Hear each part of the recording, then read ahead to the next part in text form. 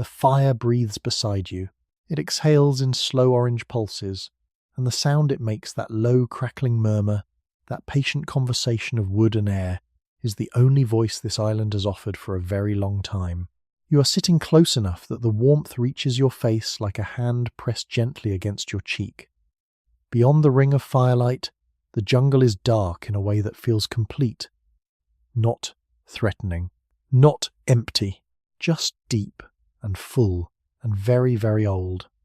You do not know the name of this place. No one has given it one yet. No map carries its outline. No ship has found its shore, because no ship exists anywhere in the world at this moment. There are no ships. There are no people. There are no cities glowing behind distant hills. There is only this island, rising from a warm Jurassic sea 155 million years before anything that could be called human would draw breath. And yet, here you are, sitting by the fire, listening. The jungle at the edge of the firelight shifts. Something moves through the understory, not quickly, not with alarm, just a slow negotiation between a large body and the ferns that grow everywhere here, chest high and heavy with moisture. Whatever it is, it does not approach. It is simply living its nirnla, as it does every night, in the ancient and unhurried way of things that have no reason to rush. The fire crackles. A log settles.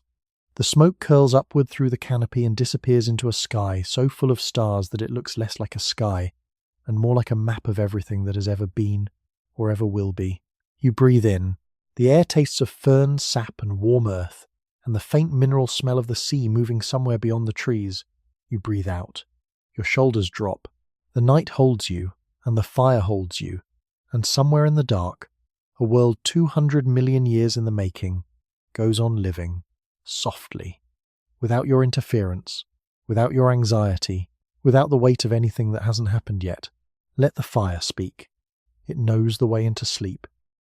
It has been guiding living things toward rest since long before the first human hand ever struck the first spark. Listen to it now. You are here. The island is here. The night has just begun. If you enjoy listening to sleepy, prehistoric dinosaur stories like this, subscribe. I post stories like this weekly. Tonight, you are going to rest somewhere very far from the world you know.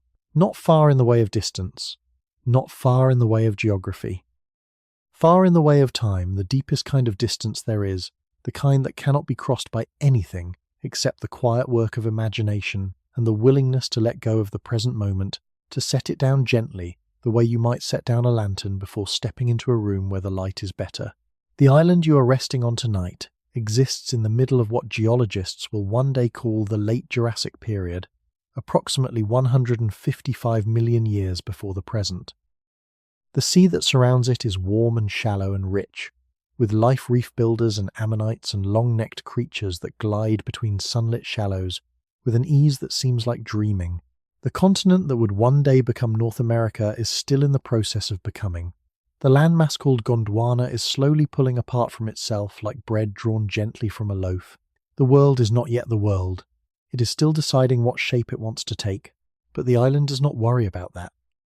The island is a small thing, perhaps 30 miles from north to south, perhaps 15 from shore to shore at its widest point, and it has been here for a long time, sitting patient in the warm sea, accumulating soil and fern and tree and creature in the quiet way that islands do. It rose from the water millions of years before your fire was lit, and it will continue to rise and sink and shift for millions of years after you have drifted into sleep. You found the fire already burning. You do not need to know who built it or how it came to be here. It does not matter. What matters is that the warmth is real, and the light is real, and the sound that low, even crackling that lives somewhere between music and breathing, is the sound that accompanies every story worth telling in the dark. The night on this island is not like a night you have known. It is warmer. The air carries more moisture, more oxygen, more of that faintly green smell that comes from living things respiring quietly in the darkness around you. The trees here are not the trees you are familiar with. There are no flowering trees yet, no oak or maple or elm. What grows here are the ancient kinds, tree ferns that stand 6 and 7 meters tall, cycads with their thick, spiny trunks and crowns of long leaves that catch the moonlight like open hands, conifers that look something like pines but older, more deliberate, as if they have been standing in this same place for so long they have become part of the ground itself. The understory between these trees is dense and ferny and full of the quiet sounds of things living their lives in the warm dark. You cannot see far. The firelight illuminates a rough circle of maybe 10 or 12 meters. The fire itself, the patch of flattened earth where you sit, the nearest trunks of the cycads, the edge of the fern wall beyond which the island's interior begins in earnest. Everything past that edge is shadow and sound, and the sounds are easy, rhythmic, natural. The movement of something large through vegetation, the high piping of nocturnal creatures you cannot name, the occasional crack of a branch somewhere up in the canopy, where things move through the dark on their own unhurried business. You are not expected to identify any of it. You are not expected to remain alert. You are a visitor here, and visitors to this island are granted one great gift: the complete and total permission to let the island carry the weight of the night, to let the fire do its ancient work, to let the stories that live in this darkness come to you gently, without demand, without urgency, without the expectation that you will remember any of it in the morning. Your body knows how to do this. Whose demander, some of the mest 12-versed. It has been preparing for sleep all day, quietly, the way this island prepares for dawn. A gradual softening, a letting go of small tensions, a turning inward toward the warm, dark center of rest. The fire understands this. The island understands this. And so, without further instruction, without any need to do anything at all except breathe and listen and allow yourself to be here, the first story of the night begins to move toward you through the ferns. Before the fire, before the ferns, before the cycads and the warm mineral smell of the island's interior, there was the shore. It is worth going there first, even in your imagination, even with your eyes already growing heavy and the warmth of the fire already doing its slow work on your shoulders and your chest and the spaces behind your eyes. The shore is only a few minutes' walk from where you sit, through a corridor of tree ferns that part easily when you move through them, their fronds brushing your shoulders like the hands of something gentle and very old. The ground underfoot is soft and black volcanic soil, fine as powder, warm from the day's sun even now in the middle of the night, and it holds your footprints as you walk, pressing them in gently, keeping them. The jungle thins as you approach the water. The trees here are lower, the cycads shorter and more twisted by the coastal wind. The air changes, takes on salt, takes on the faint coolness of the open sea, takes on that particular quality that air has when there is a great deal of open sky above it. You step out from the tree line and the beach opens before you in the moonlight. It is not a wide beach, perhaps 40 meters from the last tree to the waterline, where small waves arrive with a soft and repetitive patience, each one spending itself entirely in a long white wash across the dark sand before drawing back into the sea. The moon is very bright here, away from the canopy. It turns everything silver, the sand, the wave foam, the low shapes of rocks that break the water's surface 30 meters out, the pale trunks of the driftwood that has gathered in long rows just above the tide line, and then you see them. They are standing at the waterline, two of them, a pair of sauropods so large that your mind requires a moment to organize what your eyes are telling it. They are not like anything in any museum you have ever visited, not because the museums were wrong, but because scale is the one thing that never quite survives the translation from fossil to display. These animals are alive. They breathe. They take up space in the real world with a completeness and solidity that you feel in your chest more than you see with your eyes. The larger of the two, the one standing deeper in the water, its feet submerged to the ankle joint, might be 26 meters from nose to tail. Its neck curves outward over the sea in a long, slow arc, the head dipping toward the surface of the water with a deliberateness that reminds you, somehow, of a person reading a very old book. Attentive, careful, unhurried. The neck itself is extraordinary. It is not straight, as you might have imagined it. It has a slight lateral curve, a barely perceptible swaying quality, as if it is not quite stationary even when the rest of the animal is entirely still. It is the longest single structure you have ever seen on a living thing, and yet it moves with a kind of grace that makes its length feel natural, even necessary, as if the world would be somehow incomplete without it. The smaller sauropod, smaller only in the sense that it is perhaps 18 meters rather than 26, stands closer to shore, its left forefoot in the wash of the waves and its right forefoot on dry sand, and it is doing nothing at all except existing. its great barrel of a body shifting almost imperceptibly with each breath, its tail swinging in a slow and pendulous arc just above the sand. Not touching, not dragging, just moving with the rhythm of whatever interior process drives the breathing of an animal this large. They are not disturbed by your presence. They are not aware of you in any way that matters. You are very small, and you are downwind, and you are standing very still at the tree line watching something that has no name for you, and no category for what you are. In its world, you simply do not exist as a thing that requires response. What do they come to the shore for in the night? What question brings them down through the jungle and out onto this beach at this hour, when the water is black and silver and the moon is high and everything else on the island is deeper in the trees? There is water, certainly. Fresh water from the rains pools in hollows along the beach, and sauropods like these need enormous quantities of it. Estimates from what will one day be called paleontology suggest animals this size might drink hundreds of litres in a single visit to a water source. But there is more to it than simple hydration. They have been here before. You can tell by the way they carry themselves the easy familiarity with this particular angle of moonlight on this particular patch of shore, the way the larger one moves its head in a slow lateral sweep that looks less like searching and more like greeting, as if the sea is something it is checking in with rather than discovering. The waves come in. The waves go out. The larger sauropod lifts its head from the water and holds it at the peak of its arc for a long moment, its silhouette against the moon-pale sky so enormous and so still that it looks like the island itself has grown a new feature, some new geological formation thrown up overnight from the warm earth. Then the head descends again, slowly, following the long curve of the neck back down toward the water's surface. You stand at the tree line for a long time. You are not counting the minutes. The minutes do not matter here, they are a human invention, and you have left all human inventions behind, back in the time you came from, back in the life that waits for you on the other side of sleep. Here there is only the sound of the waves and the breathing of the large animals and the occasional soft splash as a foot shifts in the shallows. Here there is only the moonlight and the black sand, and the extraordinary patience of things that have been doing this coming to the shore, drinking the sea wind, standing in the silver water for longer than any story you know how to tell. The sauropod's breathing is visible from here, if you look carefully. Not in the way that cold weather makes breath visible the night is warm, too warm for that, but in the slow expansion and contraction of the enormous rib cage, a movement so gradual that you have to watch for several seconds to confirm it is happening at all. The ribs spread and then draw back. The flank beneath the skin shifts.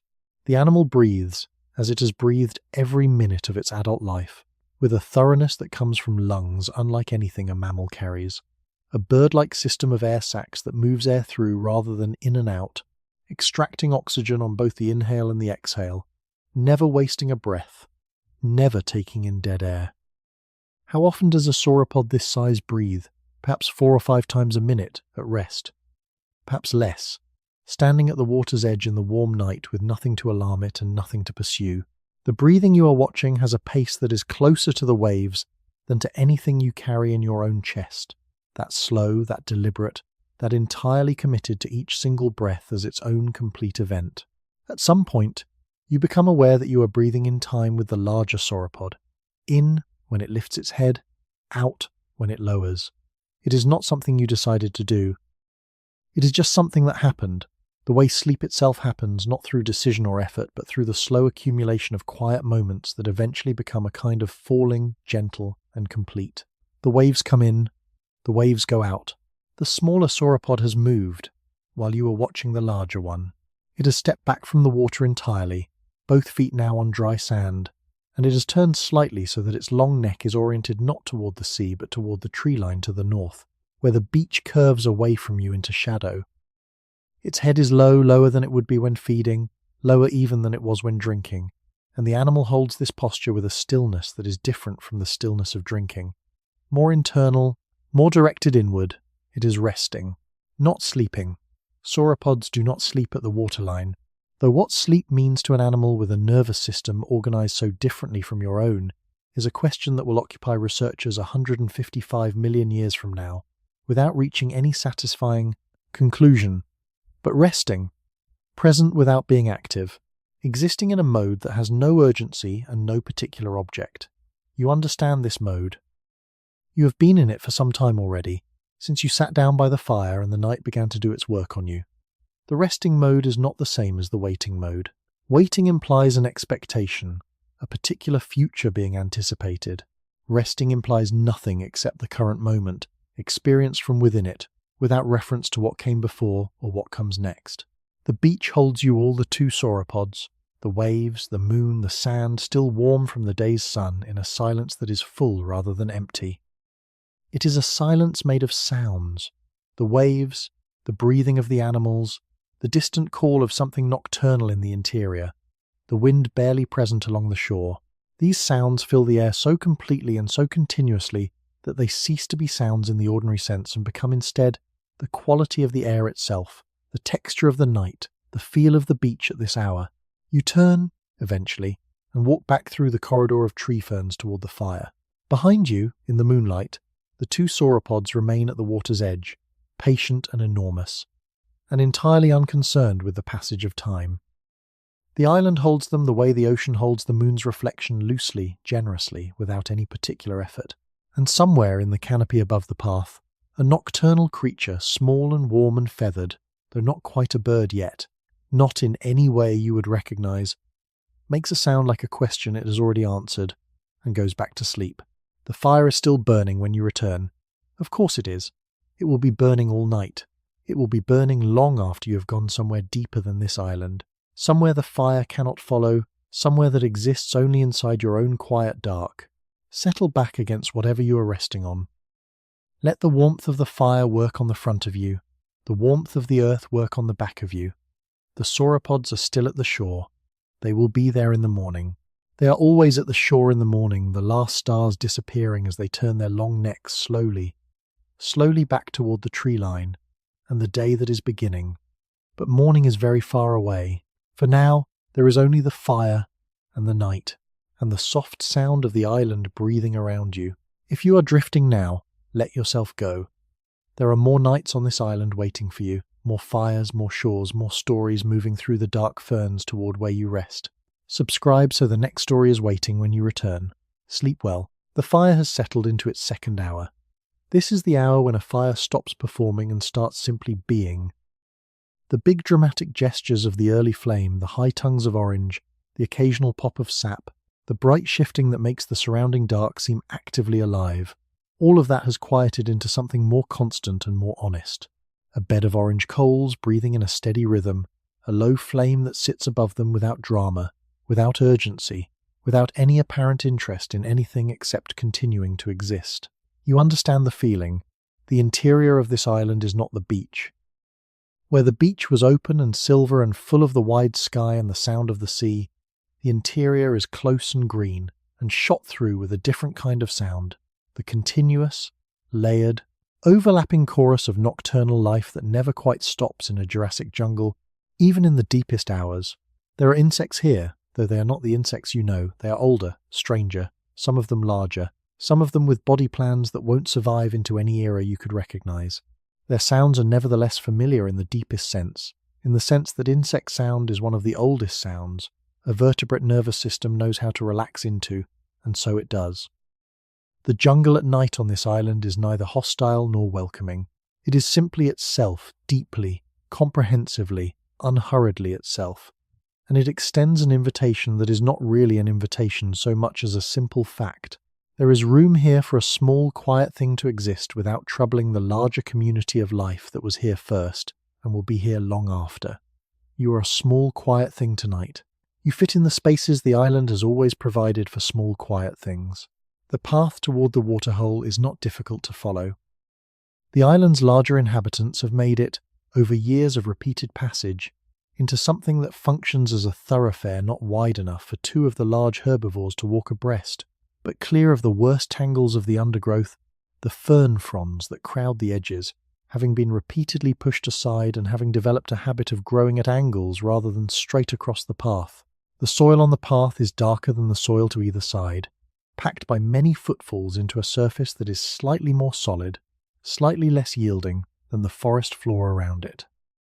Perhaps 200 meters from your fire, following this path between the cycads and tree ferns over what must have been decades of repeated passage, there is a waterhole. It is not large, perhaps 15 meters across at its widest, and it is fed by a spring that emerges from a crack in the black volcanic rock on its eastern edge, producing a thin stream of cold, clear water that falls into the pool with a sound like a repeated whisper. The water in the pool is dark at night, but in daylight it runs a translucent greenish-brown, the color of old glass, tinted by the tannins leaching from the organic matter that accumulates at the edges. Something is at the waterhole now. You cannot see it from the fire, but if you close your eyes and listen past the insect chorus, and past the low crackle of the coals, you can hear it, the sound of water being disturbed in regular intervals. That specific quality of splashing that comes from a largemouth drinking, rather than from the random play of wind or current. It is a slow, patient sound. A sound that has no hurry in it. A sound that belongs entirely to an animal doing one of the most basic and necessary things an animal can do, and finding in that necessity something that looks, from the outside, very much like peace. The stegosaur at the waterhole is middle-aged by the standards of its kind, which means it has survived long enough to wear the evidence of its survival in its body. One of the large bony plates along its spine, 17 plates in total, rising from the neck to the base of the tail, in a double row of irregular rhomboid shapes, has a crack running through its lower third that healed imperfectly, leaving a slight lateral lean to that plate that makes the animal's profile just faintly asymmetrical when viewed from behind. This is not a wound now. It is simply history written in bone and keratin, a record of something that happened years ago that no longer has any power to hurt. The animal's body, seen in the moonlight that filters through the canopy to the waterhole's clearing, is extraordinary in the way of things that have been perfected by time rather than intelligence. It is not a clever creature. Its brain is small and it processes the world through sensation and instinct, rather than through anything that could be called reasoning. But it does not need reason. It needs the specific set of responses that a stegosaur requires.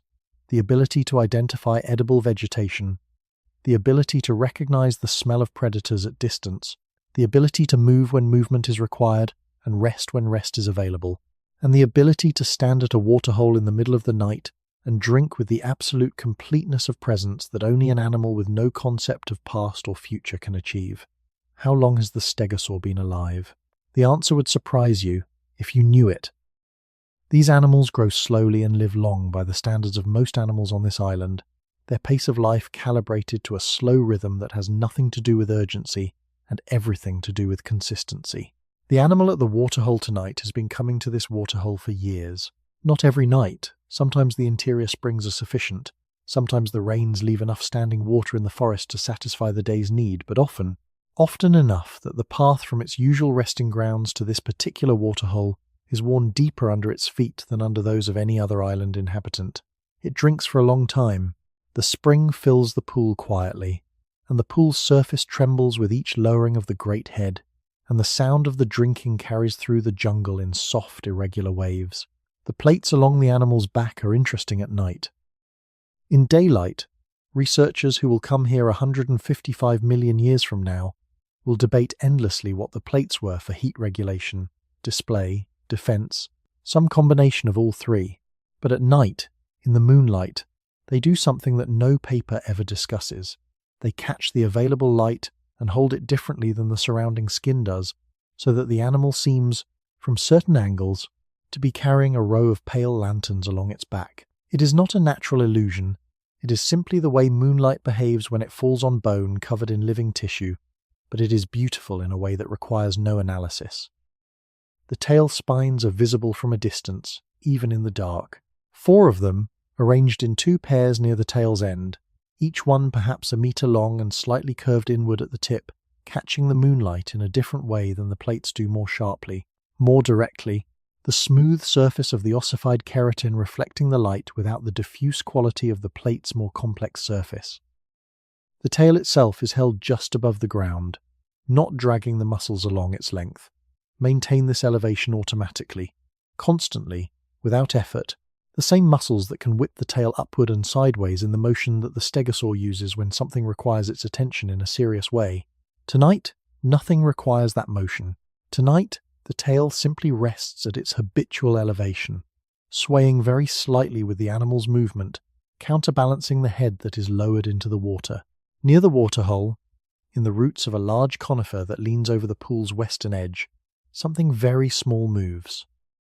It is a mammal, one of the many small nocturnal mammals that live in the understory of this island's jungle, emerging at night to feed on insects and plant material and the eggs of small reptiles when they can find them. This particular animal is perhaps the size of a large rat, covered in fur that would look dark grey in daylight, but appears almost black by moonlight, with large eyes set high in its skull for maximum light-gathering capability in the dim environment where it spends its nights. It is aware of the stegosaur. It regards the great armoured animal at the waterhole with an alertness that is not fear. Exactly, the stegosaur poses no threat to something this small and this quick, but rather with the general wariness that small animals maintain in the presence of large ones simply because large animals take up a great deal of space and can be unpredictable in their movements. The mammal waits at the root's edge, watching, its small nose working continuously, reading the chemistry of the air around the waterhole for information that its eyes cannot provide. The nose of this small mammal is doing something the stegosaur's nose is not at this moment. It is not just identifying the presence of the large animal. It is reading the stegosaur's emotional state, its health, its recent history, in the chemical signatures that wash off the animal's skin and breath and the disturbance of the water's surface as the stegosaur drinks. These chemical signals tell a story that the small mammal processes without conscious analysis. This animal is calm, is healthy, has not encountered a significant predator recently, is doing exactly what it appears to be doing, which is drinking water, and will not alter its behavior in ways that pose any risk to the small creature watching from the roots. Assessment complete. The mammal relaxes by the fraction it held itself alert. Then the stegosaur lifts its head from the water, and something very quiet happens between these two animals that requires no language to describe. The large one turns, unhurried, and begins to move back toward the tree line from which it came, its footsteps heavy and deliberate, its tail swinging with the slow authority of something that has never had to hurry. And the small one slips forward from the root system and moves to the water's edge to drink in its turn, quick and careful, its tiny laps against the surface, making a sound that would require complete silence and close attention to hear at all. Two animals at a waterhole, two entirely different relationships to time, to size, to the meaning of a night on a Jurassic island. And yet there they are, sharing the water and the moonlight with a courtesy that requires no negotiation, because the rules of sharing were worked out long before either of them was born, and they live inside those rules as naturally and unconsciously as you live inside your own breathing. The waterhole itself, when both animals have finished and the ripples have subsided, shows the sky. The moon is reflected in it, and around the moon the stars, a circle of sky captured in the dark surface of the pool, trembling very slightly with the continuing movement of the spring's input at the eastern edge. If you were lying on the waterhole's bank with your face close to the surface, looking down, you would see the stars from below as well as above, the reflection adding a second sky beneath the first, and the spring's disturbance creating a gentle motion in that reflected sky that the real sky does not have, making the stars in the water seem more alive, more breathing, more present than the ones suspended in the actual air above the island. Here is a question to carry into the dark. What would it be like to be so fully inside a moment that the moment was the entire world? The stegosaur does not know it is in the Jurassic period. It does not know it is living through an era that will be named 155 million years from now, after a mountain range in Europe. It does not know that its species will persist for millions of years and then disappear in the long, quiet way that species disappear, absorbed by the changing world, rather than destroyed by any single event. It knows only this: the water is cold and clear, the night air smells of fern and earth and the distant sea, and the spring fills the pool in its patient whisper, and the moon is sufficient, and the body is satisfied, and rest deep, untroubled rest is available. You have been given the same information. The fire is warm, the air is soft, the night is long and unhurried. The world that will come with all its demands and its complications and its noise is very far away, as far as the future, which is the same distance as the past, which is to say, unreachable from here. Here there is only the waterhole and the fire and the sound of water arriving from somewhere underground, cold and clean and continuous. The stegosaur has disappeared back into the trees by now. The small mammal has finished drinking and retreated to its root system. The waterhole sits empty in the moonlight, its surface recovering slowly from the disturbance of the animal's visit, flattening back to stillness like a mind returning to rest after a dream. The spring still whispers, the pool still fills. The night moves on at its own pace, which is the same pace the night has always moved at, which is the pace of something that has nowhere to be and nothing to prove. Back at the fire, the coals shift. A small adjustment, a settling, nothing dramatic. The fire exhales a curl of white smoke that rises straight up through the still night air until it reaches the canopy and loses itself among the fronds. Everything is fine. Everything has always been fine here. In this place beyond the reach of the anxious mind, the island holds the night holds you. Somewhere beyond the canopy, something calls once a long, low sound, like a question asked in a language older than language and then goes quiet. The waterhole fills. The fire breathes. You rest. Look up. Not with any urgency. Not with any particular alertness. Just let your gaze drift upward, the way it does sometimes when you're lying on your back in a field and the sky is doing something worth watching. Let it drift up through the canopy of the trees nearest the fire, through the layered fronds of the tree ferns, through the spread of cycad leaves like open hands, through the gaps where the night sky shows through in irregular patches, black blue and crowded with stars. There, at the very top of the tallest conifer on this side of the fire, a tree that might be 35 or 40 meters from root to crown, a tree that has been growing here for what would be, by any human reckoning, an extraordinarily long time. There is something roosting. Several somethings, in fact. They are pterosaurs, these roosting shapes at the top of the conifer. In the darkness and at this distance they are difficult to make out clearly. They appear mainly as irregular silhouettes against the starfield, folded wing shapes that cling to the upper branches in postures that are entirely their own, nothing like the roosting postures of birds, nothing like anything that would evolve in the 155 million years after this night. They are tucked into themselves, these animals, their wing membranes drawn close, and their long-jawed heads lowered, and the overall impression from below is of large, strange fruit hanging from the upper branches of the conifer, something between the biological and the geological, as if the tree has grown these shapes from itself, and they are simply part of what this tree does. They are Rhamphorhynchus, these particular pterosaurs, or something very like them.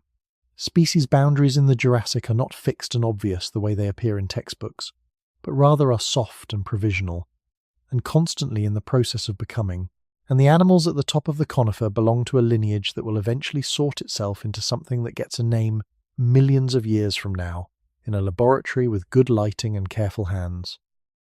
For now, they are simply themselves, animals with wingspans of perhaps 1.5 meters, with long tails stiffened by a matrix of bony rods that provide control in flight, with jaws full of forward-angled teeth for catching fish in the daytime shallows, with eyes large enough for good vision in low light. They are not entirely still, up there in the conifer's crown. Roosting pterosaurs are never entirely still, in the same way that roosting bats in your own era are never entirely still. They shift, occasionally. They make small adjustments to their grip on the branch. One of them turns its head in a slow arc and then returns it to its resting position. There is a quality to this movement, this small continuous adjustment of position, that is deeply familiar. It is the movement of a sleeping animal that is not quite fully asleep, the movement of a body maintaining its grip on the world even as consciousness loosens its grip on the body. You have made that movement yourself.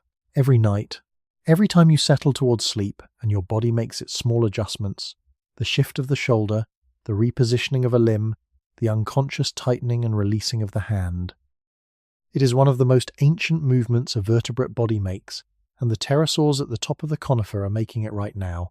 Their bodies, doing what bodies have always done when the light fails, and the demands of the day recede, and the body's own requirements for rest reassert themselves. There are 7 of them roosting in the upper branches of the conifer tonight. You can count them if you look long enough, separating each silhouette from the others in the complex arrangement of upper branches and star-dark sky. 7 animals, each one choosing its own branch and its own orientation, but clustered within a range of perhaps 3 meters of the crown's center, using each other's bodies for warmth in the way of social animals that sleep communally, not because they are especially friendly, but because warmth shared is warmth conserved, and warmth conserved is energy available for the morning's hunting.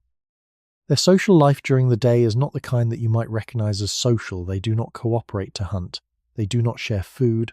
They do not groom each other in the way of mammals that express affiliation through physical contact, but they do roost together.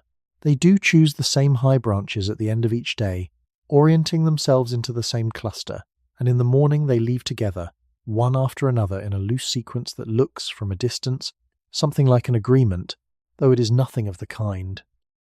It is simply the behavioral tendency of animals that have found, by repetition over the course of many seasons, that this particular tree and this particular cluster of branches is a good place to spend the night, and that other members of their kind reaching the same conclusion at the same time of day creates a community of roosters that has persisted long enough to feel, from inside it, like home.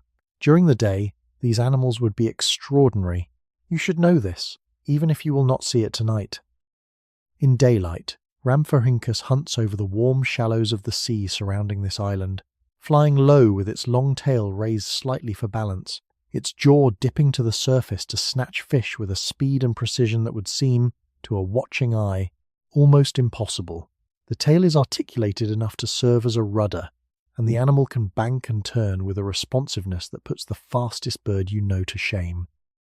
The wing membrane is not simply skin, it is a complex organ, layered, reinforced with internal fibers, capable of subtle shape changes that modulate lift and drag in ways that aeronautical engineers, 155 million years from now, will spend careers trying to understand and replicate. The membrane has a texture to it that daylight would make visible, a fine pattern of fiber reinforcement running through the translucent skin of the wing, a structural grid as intricate as the finest fabric ever woven, but grown rather than made, produced by the cells of the animal's own body in the slow, careful way that biological structures are produced. At the edges of the wing, where the membrane thins to near transparency, the blood vessels that supply it are visible as the finest network of red lines, carrying oxygen and nutrients to every part of this extraordinary surface, maintaining it in the condition of readiness that allows it, day after day, to carry the animal's weight through the warm Jurassic air and bring it back to the conifer by evening. But tonight, the flying is done.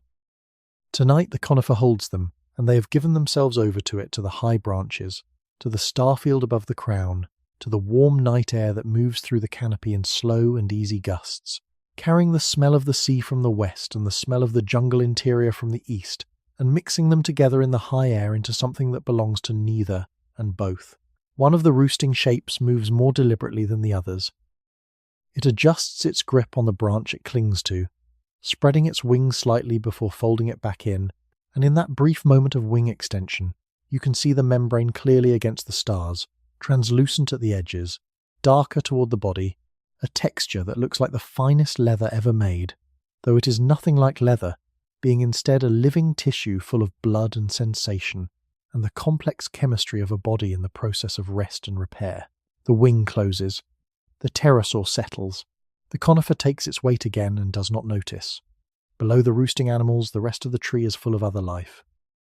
In the bark and under the bark, in the spaces between the ridges of the conifer's textured exterior, there are creatures the size of your thumbnail or smaller. Insects, arachnids, small, lizard-like animals that are not quite lizards, microinvertebrates, whose names will never be known because they leave no fossils, because they are too small and too soft and too completely consumed by time. This community of small life goes on through the night with no awareness of the roosting pterosaurs above it, and the pterosaurs have no awareness of the small community below, and the conifer is aware of nothing at all in any sense. You could call awareness. It simply grows, as trees simply grow, as it has been growing for a very long time, and as it will continue to grow long after the pterosaurs have moved on to their day. The conifer's bark, if you pressed your face close to it, which you will not, because you are comfortable where you are, smells of resin, a deep, complex, slightly medicinal scent that is one of the most ancient smells available to a mammalian nose, because conifers have been producing resin for hundreds of millions of years, and the olfactory receptors that detect it evolved in some ancestor of all modern land vertebrates, long before the first warm-blooded thing drew breath. Your nose knows this smell, not consciously, not in any way you could describe as memory. But somewhere in the architecture of smell response that your body carries, the resin of a very old conifer says something like forest, like shelter, like this is a place that has sustained life for a long time and will continue to do so. The fire below catches a small gust, and the flames lean sideways for a moment before recovering their equilibrium. The light shifts briefly across the base of the conifer, and for just a second, the bark there seems to pulse with something like movement, all those small lives, all those tiny inhabitants of the crevices and the gaps, briefly illuminated and then return to shadow. Here is something to think about, very gently, as sleep comes closer. The pterosaurs at the top of the tree are resting inside an experience of the world that you can only imagine. They have no language for what they are feeling. They have no words for the night air or the stars above the canopy, or the particular quality of safety that a high branch offers when the body is tired and the wings are folded and the day's hunting is done.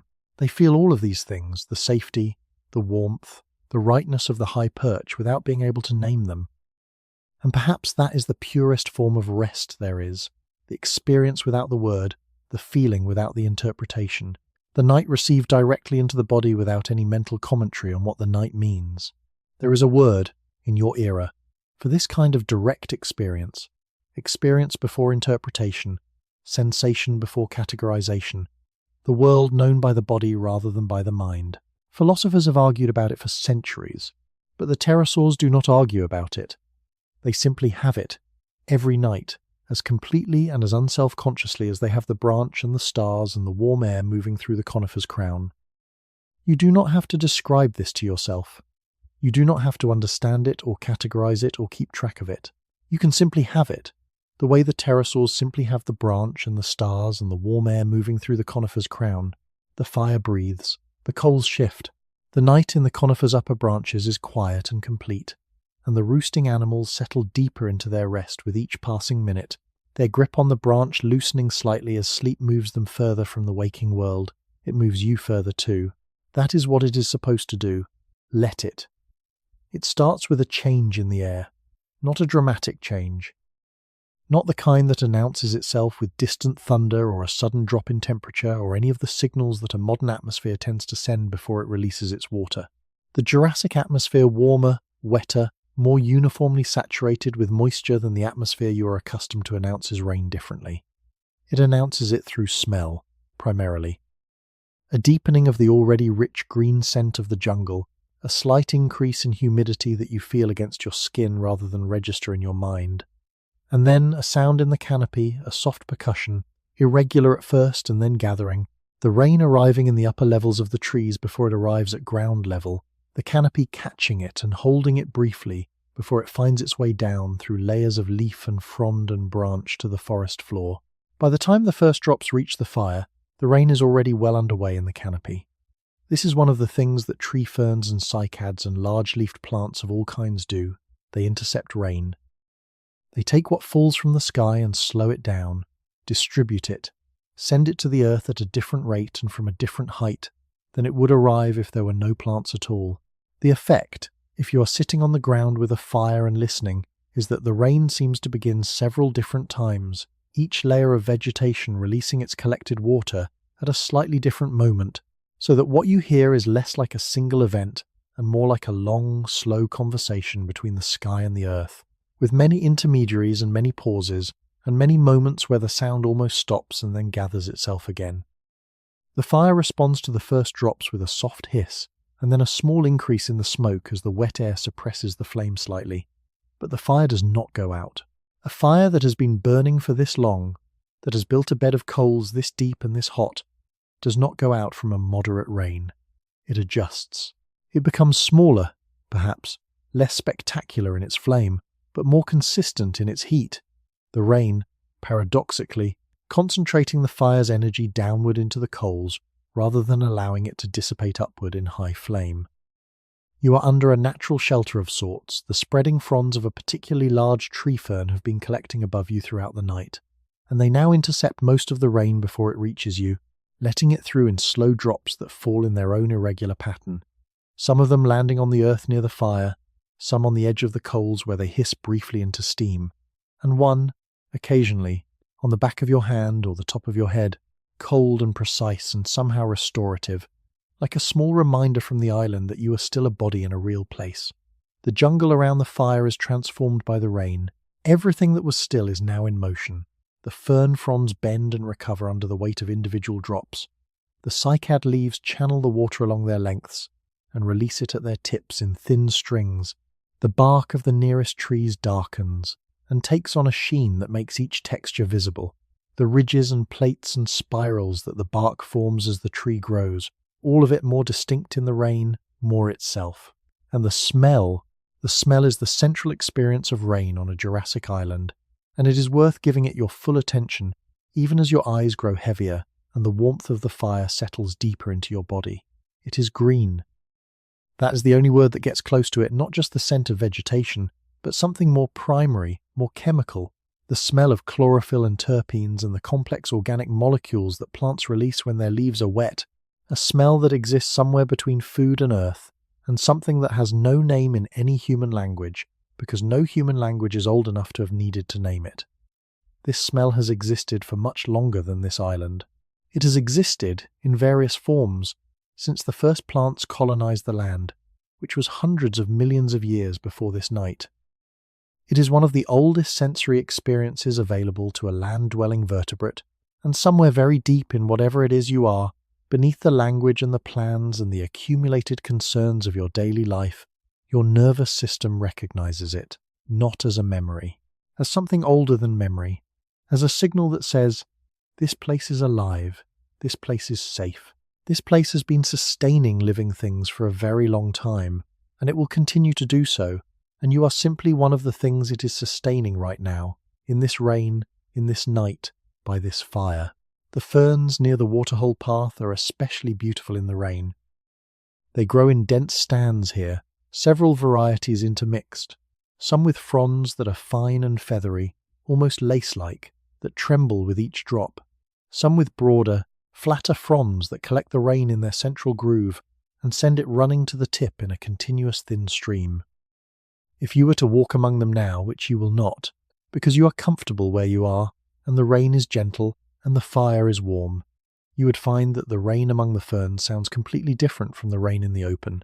Quieter, more enclosed, more intimate, the individual drops absorbed by the fronds, so that the sound is a continuous soft hiss, rather than a collection of discrete impacts. A small animal has taken shelter under the largest fern frond near the fire's edge. You can see it, if you look carefully, a compact shape, barely visible in the firelight, pressed against the base of the fern's central stalk, where the frond provides the most cover. It might be one of the small pterosaurs that hunt insects near the ground during the day, too small to be roosting high in the conifers with the Rhamphorhynchus, preferring the lower vegetation. Or it might be something else entirely, some small terrestrial animal that has made the same decision you have. That shelter and warmth and the patient waiting out of rain are better choices than moving through the wet dark. You share the shelter with it without ceremony. It shares the shelter with you in the same spirit. There is no transaction here, no negotiation, no acknowledgement. Two animals under a fern in the rain, each one simply being where it is because this is where it is, and the rain is what the rain is, and the night is long and full of its own uncomplicated business. The rain in a Jurassic jungle does something to the quality of the darkness beyond the firelight.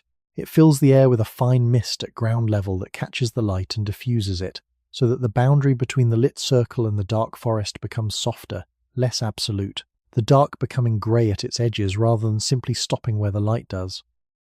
In this diffused and gentle darkness, the shapes of the trees are softer, the movements of the fern fronds under the rain are slower and more deliberate, and the sounds, the insect chorus, the rain itself, the occasional distant call of something nocturnal in the deep interior, seem to come from a greater depth than they usually do, as if the rain has expanded the jungle, made it larger, made the night more spacious.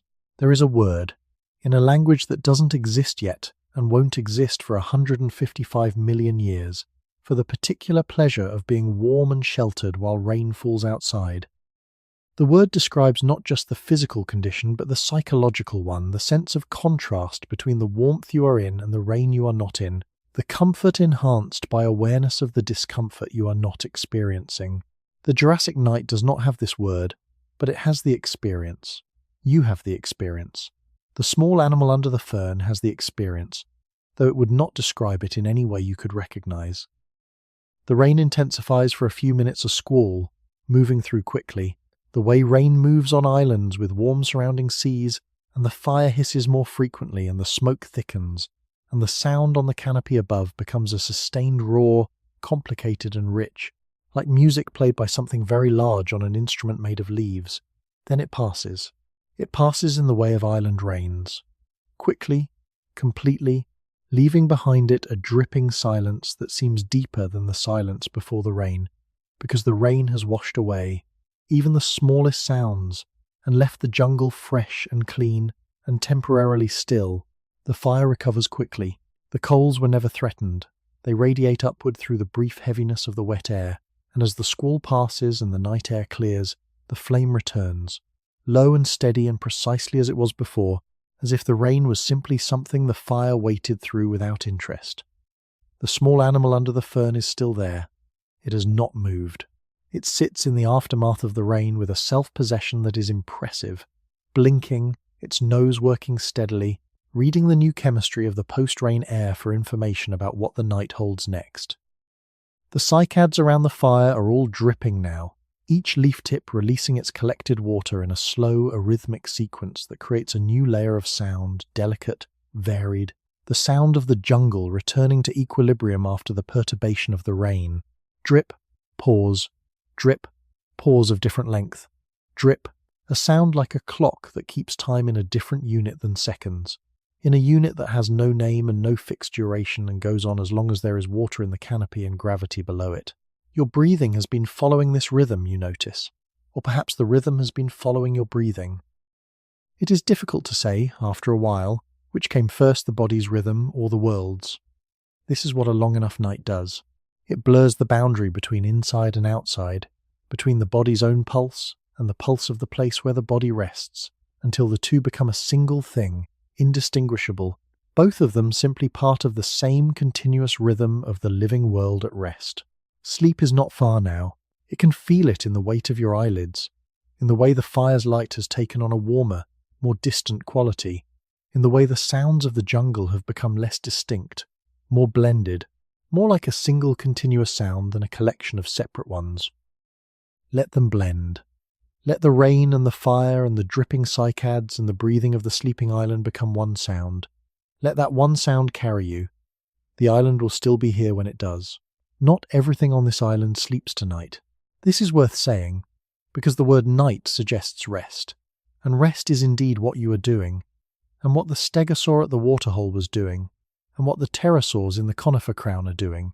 But a Jurassic island at night is not a sleeping island, not in any total or absolute sense. It is more like a shift change, some of its inhabitants settling into rest as others stir and begin their work, the island's energy redistributing itself rather than diminishing, the darkness serving as a different kind of stage rather than the absence of a stage. The ones who work the night shift on this island are small. That is the first thing to know about them. They are small, and they are quick, and they exist in the spaces between larger things, between the great slow lives of the sauropods and the stegosaurs, and the large herbivores that move through the island's interior during the daylight hours. In those spaces, the small ones do their living in a register too quick and too fine-grained for larger eyes to follow easily. There is a small theropod moving through the fern belt to the north of your fire. You might hear it, if the fire is quiet and the insect chorus has shifted to one of its periodic lulls, a dry, precise sound, like someone moving careful fingers through a bead curtain, the fern fronds parting and recovering as a body moves through them just below the level at which the fronds grow heaviest. The sound is intermittent and patient, and moves in a direction that is not toward the fire and not away from it, but parallel to it, as if the animal is tracing the edge of something, a scent boundary, perhaps, or the edge of territory, or simply the line between the dense fern growth and the more open ground near the fire circle. This animal is perhaps the height of your knee at the hip. Its body is built for horizontal speed, the back legs long and strong and canted forward, the short forearms held close to the chest in a posture that is very different from the upright position that will appear in museum illustrations of animals like this. For more than a century, before better understanding, revises the picture. Its tail is extended behind it, counterbalancing the forward lean of the body, stiff at the base and more flexible toward the tip. And it uses this tail the way a tightrope walker uses a pole unconsciously, continuously, making small adjustments that maintain equilibrium without ever quite rising to the level of something you could call a decision. It is hunting insects. Tonight. This particular small theropod takes larger prey during the day, small lizard-like animals, the occasional small mammal, eggs when it can find them, but at night, in the darkness where larger prey has retreated to cover, it works the insect layer, which on a warm Jurassic night after rain is extremely productive. The insects here are large by the standards of the world you come from, some of them approaching the size of a small bird, and they are slowed by the post-rain cooling of the air, which makes them catchable in a way they might not be during the warm, dry, fast air afternoons. The theropod's eyes are forward-facing in a way that will become more pronounced in its descendants, and even now they provide enough binocular overlap for reasonable depth perception in the dim light. But it is not using its eyes primarily in this insect hunting work. It is using its nose, which is highly developed, and something else, a sensitivity to air movement that allows it to detect the disruption of air currents that a large insect in flight creates. This sensitivity is not quite echolocation. It is something older, something more fundamental, a registration of the world through the skin and the fine structures of the olfactory system that requires no language and no interpretation, just a direct connection between sensation and response. What does it feel like to be this animal, moving through the fern belt in the dark? There is no answer, precisely because the animal has no way to tell you and you have no way to be it. But there are parts of what it is to be this animal that you can approximate if you try. The sense of a world made primarily of smell rather than sight. The immediate and unmediated quality of sensation that comes when the body is fully engaged in a task and the mind. If the small theropod can be said to have a mind in any sense you would recognize is entirely occupied by the present moment rather than by anything before or after it. The fern belt at night, for this animal, is the entire world. Not a part of the world, not a section of a larger geography it carries in its head. The fern belt, right now, is everything. This is a state you cannot sustain, as a being with memory and anticipation, and the continuous narrative of a self that persists through time. But you can approach it, in moments of deep rest. You can let the room around you, the warmth, the dark, the sounds, become the entire world for a moment, for the duration of a breath, for the space between one thought and the next where the small theropod's world exists. Complete, immediate, unnarrated. It catches something near the base of a tree fern. The action is very fast, the lunge, the snap of the jaw, the brief struggle that is over in less than a second, and then the theropod stands very still for a moment, swallowing, its throat working, its eyes blinking slowly in what looks like concentration, but is probably just the processing of the sensory input that follows a successful catch. The taste, the temperature, the texture, the chemical signals of the prey animal's metabolism entering its own. Then it moves on, parallel to the fire, into the section of fern belt where the insects are next. It does this all night, this small predator, and by morning it will have caught enough to fuel another day, and the day will bring its own opportunities and its own different kind of hunting, and the night after that will bring the insects back to the fern belt, and the cycle will continue not forever, but for long enough that the difference between long enough and forever is not meaningful from inside it. You are not afraid of this animal. This is worth noting because the word predator tends to activate something in the human nervous system, something ancient and attentive that leans forward slightly in the dark and starts listening more carefully. But this particular predator, this knee-high insect hunter moving through the wet ferns in the rain-softened dark, poses no threat to you. You are too large. You are at a fire. You smell of smoke. These are all signals, in the language that small theropods speak, that say, not prey, not competitor, not interesting, move on. And so it moves on. The fern curtain parts and closes, and the dry bead curtain sound fades gradually, moving north along the fern belt's edge, and then is gone entirely, absorbed by the insect chorus and the dripping of the post-rain canopy and the quiet conversation of the fire. What hunts on this island at a larger scale? What moves through the interior in the night, past the waterhole, through the groves of tall cycads and the dense fern valleys that run between the island's low volcanic ridges? There are larger theropods here, animals that during the day make their presence known through the reactions of the island's herbivores, who shift and move and arrange themselves in patterns that reflect the position and movement of predators they may not be able to see. At night, these larger hunters move differently, more slowly, in some ways, because the darkness reduces the distance at which they can detect prey, and they must work at closer range and with more patience than they do in daylight. But also more freely in another sense, because the darkness works both ways.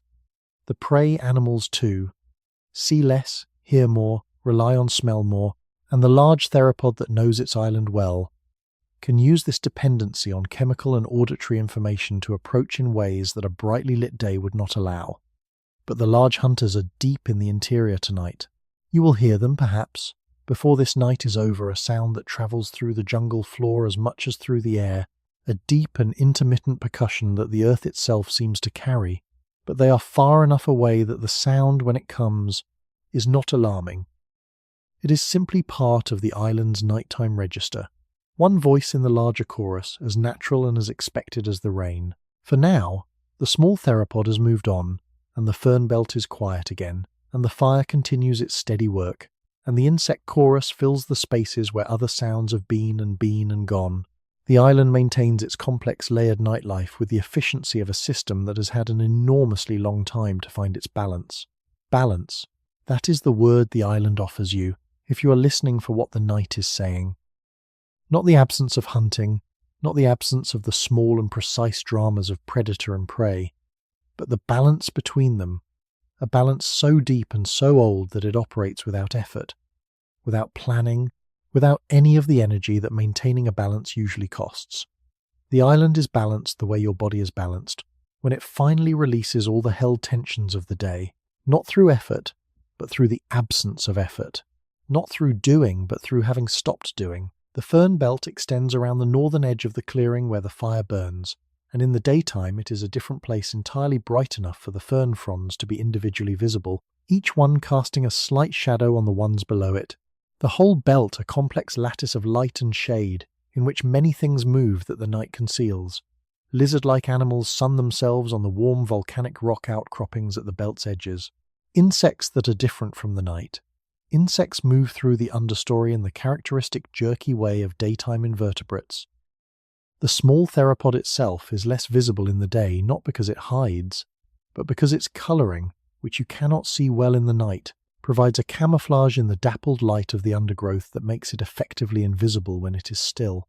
All of this daytime life is sleeping now, or has moved to different locations, or has altered its behaviour in the ways that daylight animals alter their behaviour when the light fails.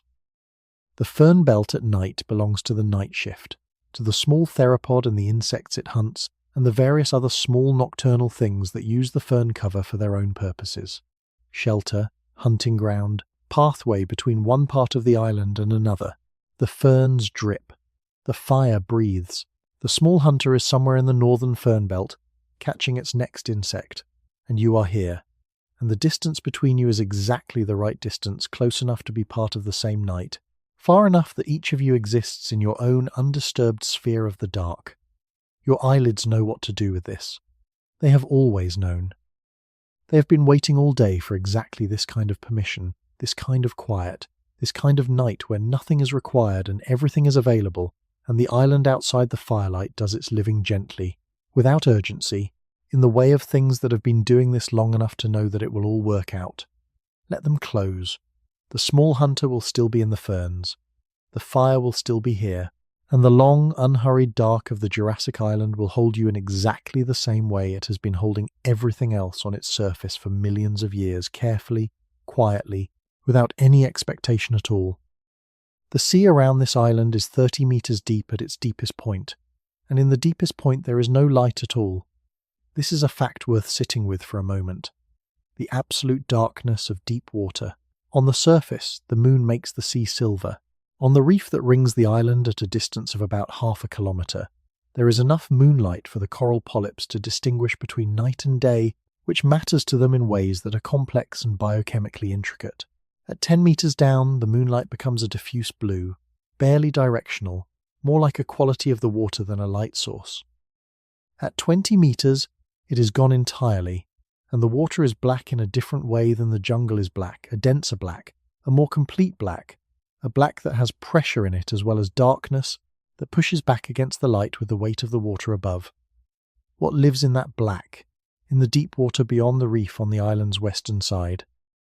The same things that live in the shallows, mostly, except shaped differently by the conditions of depth, slower, often larger, adapted to a world where food arrives from above as a slow rain of organic particles, where temperature is constant and cold, where the chemical signals that allow animals to find each other and find food travel through water with a clarity that the surface world, with all its turbulence and noise, cannot match.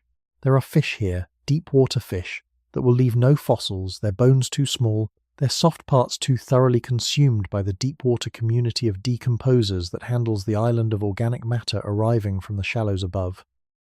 They will pass through this world and leave no record, these deep water fish of the late Jurassic, except in the general biological archive of the era, the accumulated DNA that will be sorted and edited and re-fortified by the millions of years between now and the first scientist who tries to reconstruct what the Jurassic Sea held in its depths. There is something almost restful in this total anonymity to live completely, to fill a role in the economy of the ocean with complete dedication, and to leave nothing behind except the fact of having been. The deep water fish of this Jurassic Sea lived and moved and ate and were eaten, and eventually dissolved into the water column without ceremony, without monument, without any trace that the future could find. But the reef is where the night is most interesting, and the reef is close enough to the island's shore that from the beach where the sauropods stood in the moonlight, where the sand is still wet from their passage, you could see the white water breaking over it in a long, curved, glowing line. The reef is a community of animals, not of plants, though it makes that mistake easy to make. The coral that builds it, the coral that has been building it for millennia before this night and will continue building it for millennia after, is an animal, technically.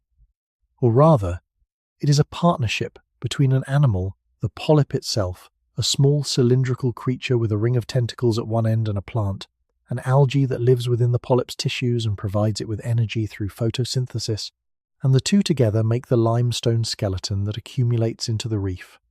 At night, the reef does something that it does not do in the daylight hours. It comes out. The polyps, which retract into their limestone cups during the day, extend themselves in the darkness, their tentacles spreading in the water column to catch the small drifting animal zooplankton, mostly small copepods and amphipods, and the larval stages of larger animals that migrate toward the surface at night in the great vertical journeys that define the daily rhythm of the open ocean.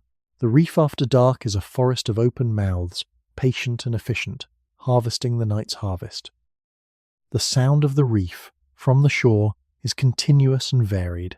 The deeper sound of large waves breaking over the outer edge, a sustained roar that underlies all the other sounds, the lighter sound of smaller waves moving through the passages between coral heads, the occasional sharp crack of a wave meeting a particularly exposed rock at the right angle, and underneath all of this, barely audible, the smaller sounds of the reef's living community, the clicking of mantis shrimp, the grinding of fish that feed on coral, the nearly subsonic vibrations that pass between coral colonies in chemical and electrical signals, too faint for any air-breathing ear to register from above the surface.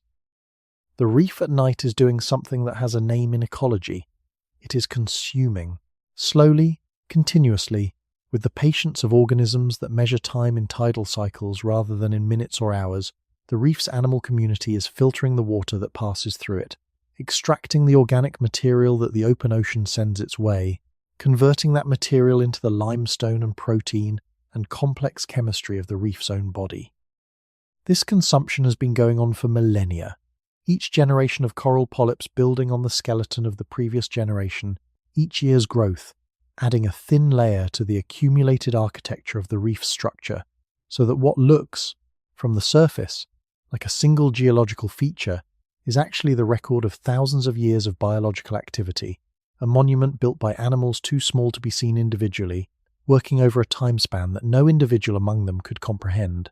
Beyond the reef, In the open water between the reef and the horizon, things move that are large enough to make the moonlit surface tremble slightly as they pass.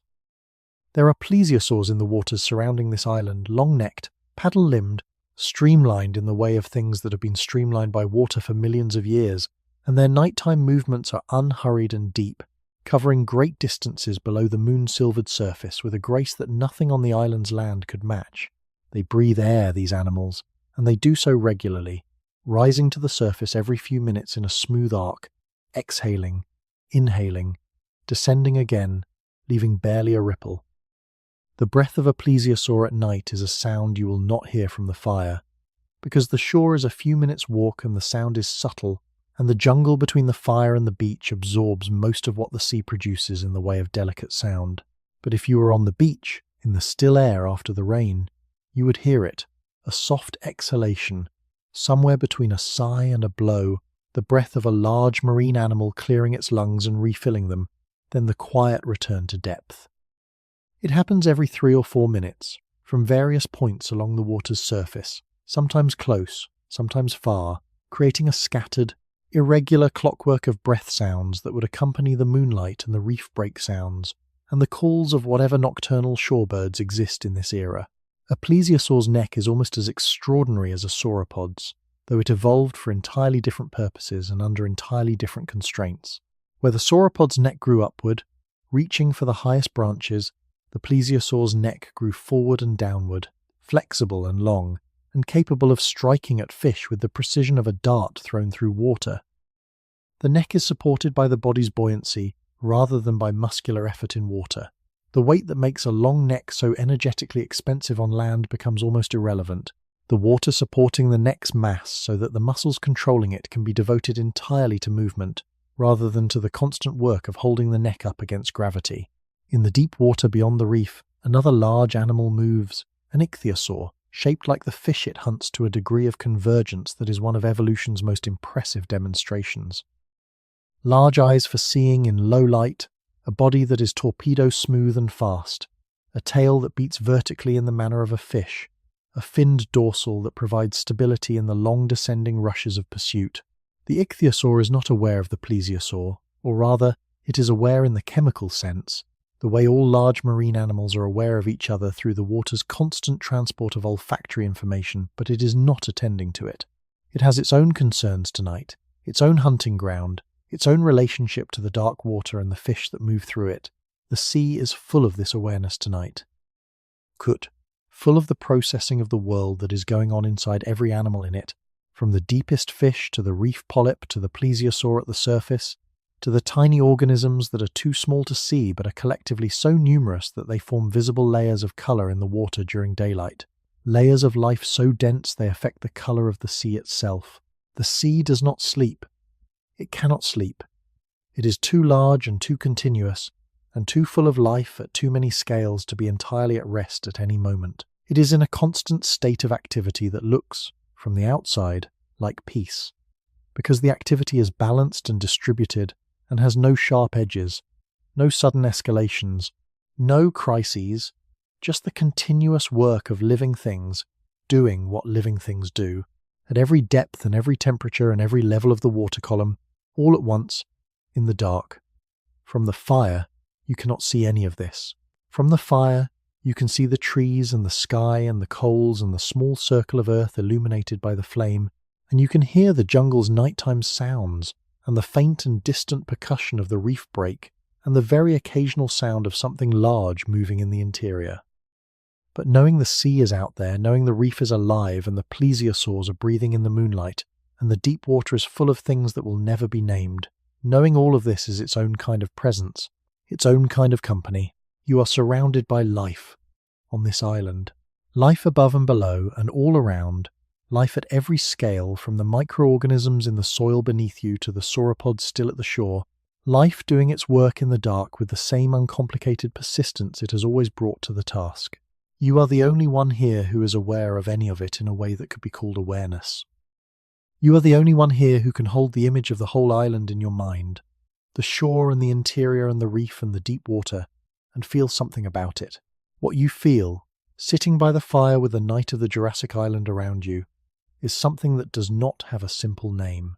It is related to peace, and to wonder, and to a kind of gratitude that doesn't have a specific object.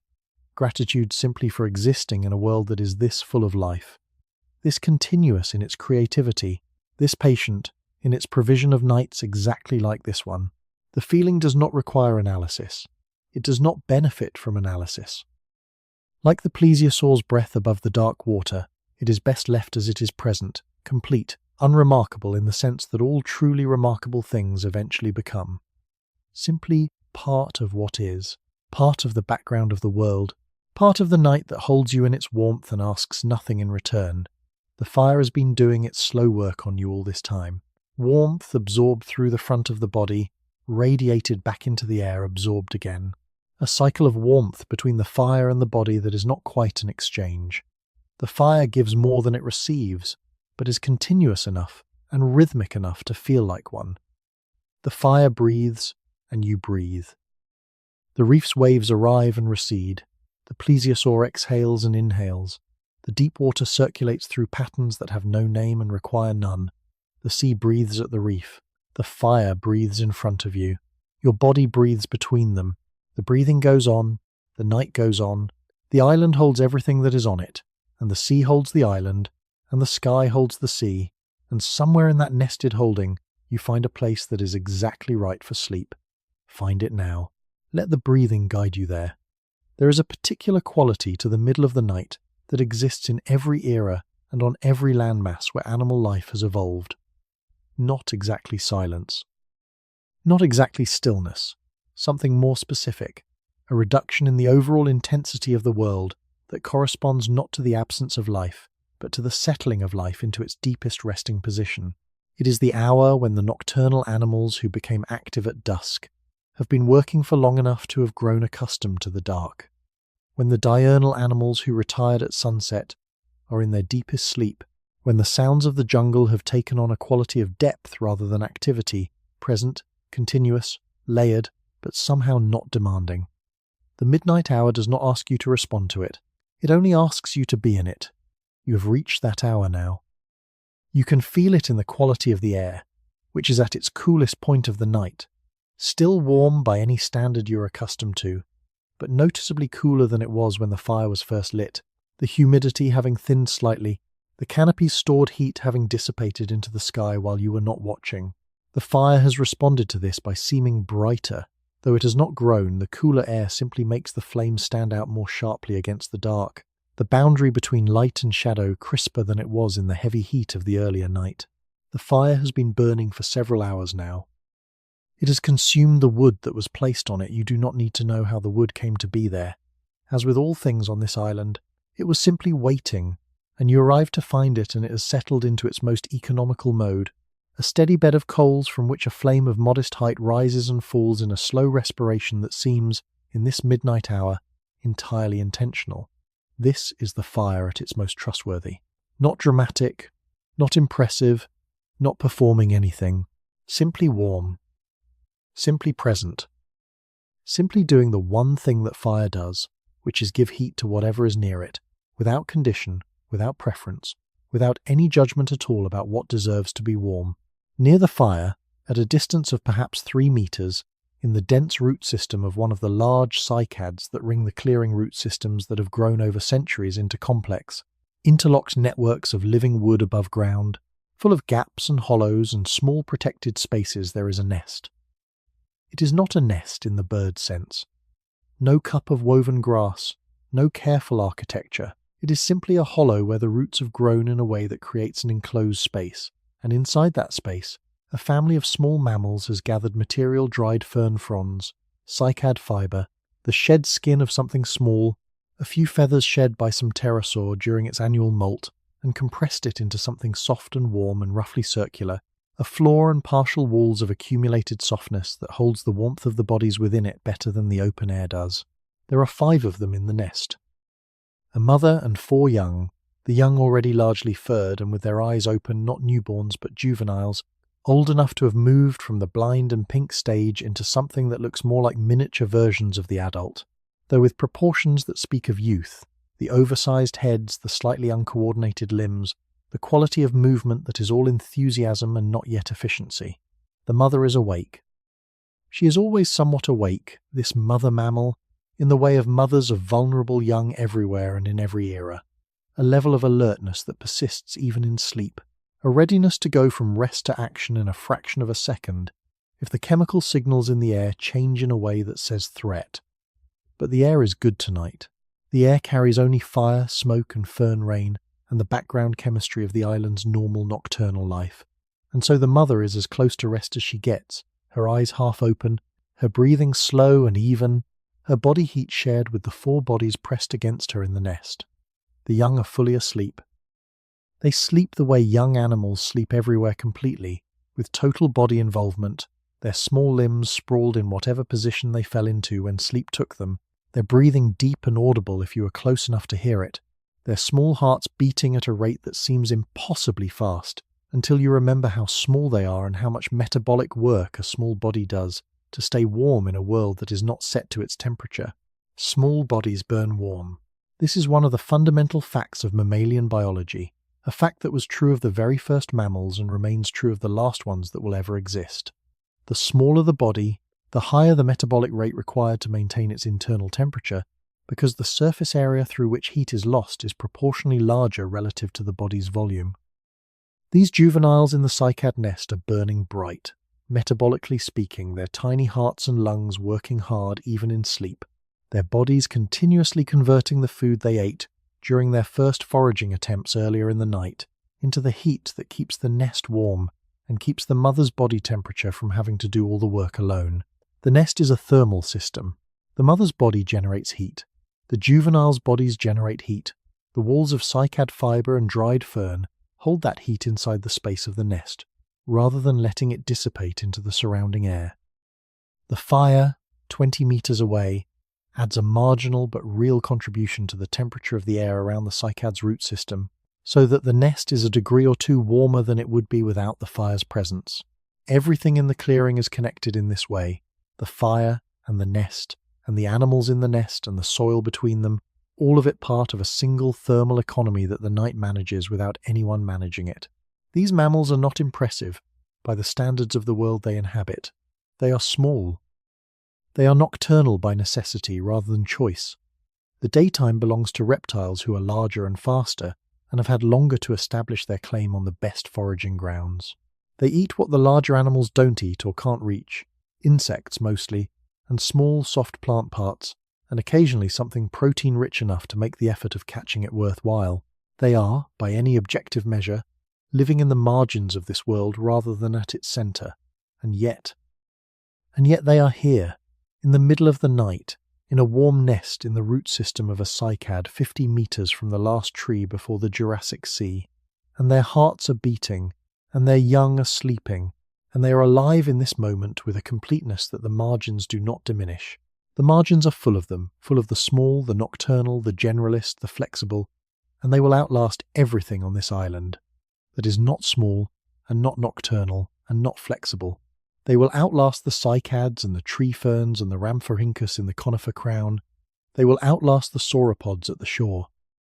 In 155 million years, the lineage represented by this nest in the cycad roots will have produced the animal that eventually sits by a fire and finds its way to sleep by listening to the sounds of the island that was here before everything else. The line from that sleeping juvenile to you is unbroken. Every generation in that line survived its own night, found its own warmth, found its own nest or equivalent, and produced the next generation that would do the same. Nothing in that long chain of survival was inevitable. Everything in it was contingent on exactly the right conditions, being present at exactly the right moments. And yet here you are, and there they are. The line held. The fire has been their neighbour all night, these small mammals in the root system. Its warmth permeates the soil around the cycad's base, making the nest slightly warmer than the ambient air, and the mother, who cannot articulate this as benefit but registers it as good, has positioned the nest precisely where this benefit is available. She does not know what fire is. She knows what fire produces, warmth, which is safety, which is what she gives her young, which is everything.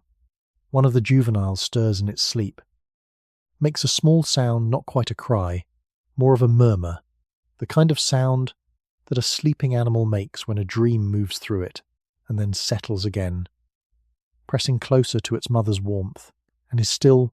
The mother's half-open eyes close entirely for a moment. She has heard the murmur and assessed it and found it not alarming, and her body has relaxed the fractional increment that it was holding in response to the sound. What do these small mammals dream? It is a question without an answer, or rather with an answer that keeps changing as researchers in your era develop better tools for understanding what happens in sleeping animal brains. The current evidence, from the era you come from, suggests that many non-human animals have REM sleep, the rapid eye movement stage associated with the most vivid human dreaming, and that during REM sleep, their brains replay the experiences of the previous waking period in ways that seem to consolidate memory and practice learned behaviors. If this is true of the small mammals in the cycad nest, then the juvenile that murmured in its sleep might have been dreaming of its first foraging expedition. The smell of the insects in the leaf litter, the quick snap of the jaw, the taste of something caught and consumed, or of the warmth of the nest and the mother's body and the particular safety of being small and enclosed and held by something larger. These are the right things to dream about. These are the right textures to carry into sleep. Everything is fine. The nest is warm. The young are safe. The fire is nearby. The night is at its deepest and most benign. The mother closes her eyes all the way and sleeps. What would you give tonight to sleep with that quality of surrender? To close your eyes all the way, to release the fractional increment of alertness that the day has pressed into you, to be as completely and unself-consciously at rest as this small mammal in her nest. This animal who has no vocabulary for her own vulnerability but knows, in some way that bypasses language entirely, that tonight is a safe night and the young are warm and the fire is close, and there is nothing that requires her to do anything at all except breathe and be here. The fire is nearby for you too. The night is at its deepest and most benign. The island holds you with the same reliable patience with which it holds the nest and the cycad, and the warm soil in which the cycad grows, and the volcanic rock beneath the soil and the sea surrounding the rock. Let your eyes close all the way. The mother in the nest will not miss you. The juveniles do not know you are here. The island makes no distinction between the mammal in the nest and the being by the fire. You are both living things in the dark, both warm, both breathing, both safe for this long, sweet midnight hour that the island has been keeping since long before you arrived and will keep long after you are gone. Sleep now. Let the midnight hold you. That is what it is for. If you are still with the island, if the fire is still warm in your mind, and the ferns are still dripping and the small mammals are still sleeping in the cycad roots, then you are exactly where you are supposed to be. There are more islands, more nights, more fires waiting when you return from wherever this one takes you. Subscribe so the next story is waiting. Sleep well. The island remembers everything.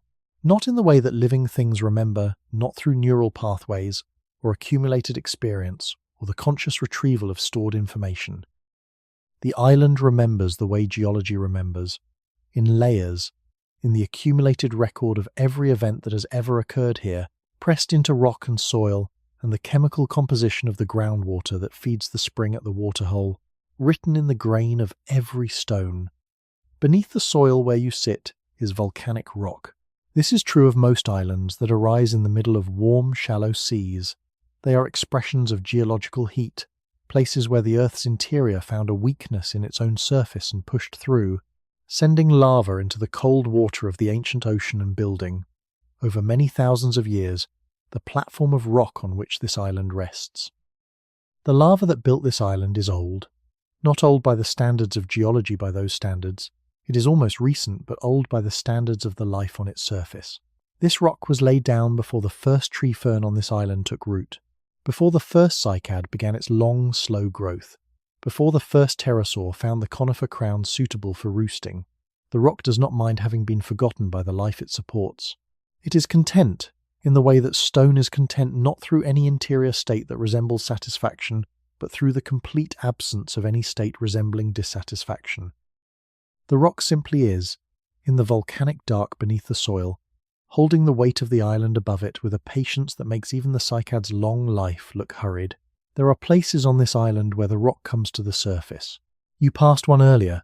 On the path from the fire to the shore, a low outcropping of basalt that breaks through the soil just at the edge of the fern belt, its surface dark and rough with the texture of cooled lava, the kind of texture that geologists describe as vesicular, meaning full of small holes where gas bubbles were trapped as the lava cooled. If you were to press your hand against this rock in the daylight, you would feel those holes under your palm, dozens of small depressions, irregular, some linked to others, creating a surface that is neither smooth nor sharply jagged, but somewhere between, somewhere in the category of textures that the hand finds interesting to rest against. In the dark, the basalt holds the day's heat.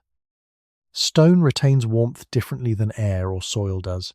It absorbs heat slowly and releases it slowly, so that the basalt outcropping, having been in full sun for the 6 or 7 hours of the Jurassic day, is still warm to the touch well into the night, still radiating a subtle heat that the small lizards and insects of the island's understory are drawn to, pressing their bodies against the warm stone surface to extend their activity into the cooling hours after sunset. There are lizards on the basalt right now, in fact, pressing themselves flat against the stone, their bodies in maximum contact with the warm surface, their eyes open and reflecting the small light available a quarter moon, a scattering of stars where the canopy breaks with a golden gleam that would, if you were close enough, look startlingly like the gleam of intelligence, though what is actually happening behind those eyes is something considerably more ancient than intelligence. Simple thermal management, simple photoreception, the simple and effective monitoring of the world's light and temperature that has kept these animals alive and reproducing for longer than most of the other species on this island have existed. The volcanic rock under the soil of this island also serves another function, one that is less obvious from the surface but is constantly, continuously operating in the darkness below. It serves as a filter. The rain that fell tonight, the squall that hissed against the fire and bent the fern fronds and washed the cycad leaves clean, that rain is currently moving through the soil above the basalt, taking into solution the minerals it encounters on its way down. Calcium, potassium, magnesium, iron, the complex chemistry of volcanic rock in the process of becoming soil. This mineral-rich water will find its way to the cracks in the basalt, and through those cracks to the aquifer below, and eventually through the island's underground plumbing to the spring at the waterhole's eastern edge, where it will emerge cold and clear and loaded with exactly the minerals that the island's inhabitants need. The island is continuously making its own water, continuously taking what falls from the sky and sending it through the geological filter of its own rock and returning it to the surface cleaned and enriched, as if the island itself were doing a kind of slow alchemy, taking the rain, which is essentially mineral pour, and lending it the richness of its own deep chemistry before returning it to the living world above. The hot spring on the island's southern coast is a different kind of geological expression. It emerges from a crack in the seafloor just at the waterline, or rather just below the waterline at low tide, and just at it at high, and the water it produces is warm rather than cold, smelling of sulphur in a way that the inland spring does not, and tinted a faint yellow-green by the mineral content of whatever aquifer feeds it. Around this spring, in the perpetual warmth and mineral richness it provides, there is a community of life that exists nowhere else on the island, specialized algae in shades of orange and red that thrive in the elevated temperature, small invertebrates that feed on the algae, and above them, larger predators that have learned to associate the hot spring's location with the reliable presence of prey. You cannot see the hot spring from the fire. It is too far south, and the island's interior is too dense with vegetation. But you can smell it, sometimes, when the wind comes from the south, a faint mineral tang that arrives mixed with the jungle's green smell and the sea's salt, adding a third element to the island's aromatic profile, a reminder that beneath the organic world of ferns and cycads, and sleeping mammals and crackling fires, there is a geological world of a completely different kind of patience, a completely different scale of time. What the island has been, in geological terms, is a series of events that no one on its surface can remember, a chain of eruptions that built the platform of rock, a period of cooling and weathering that began to break the rock surface into the first granules of soil, a long age during which the first organisms, algae, lichen, the simplest of life forms, began to colonize the bare volcanic rock and begin the process of biological weathering that accelerates what geology alone would take far longer to accomplish.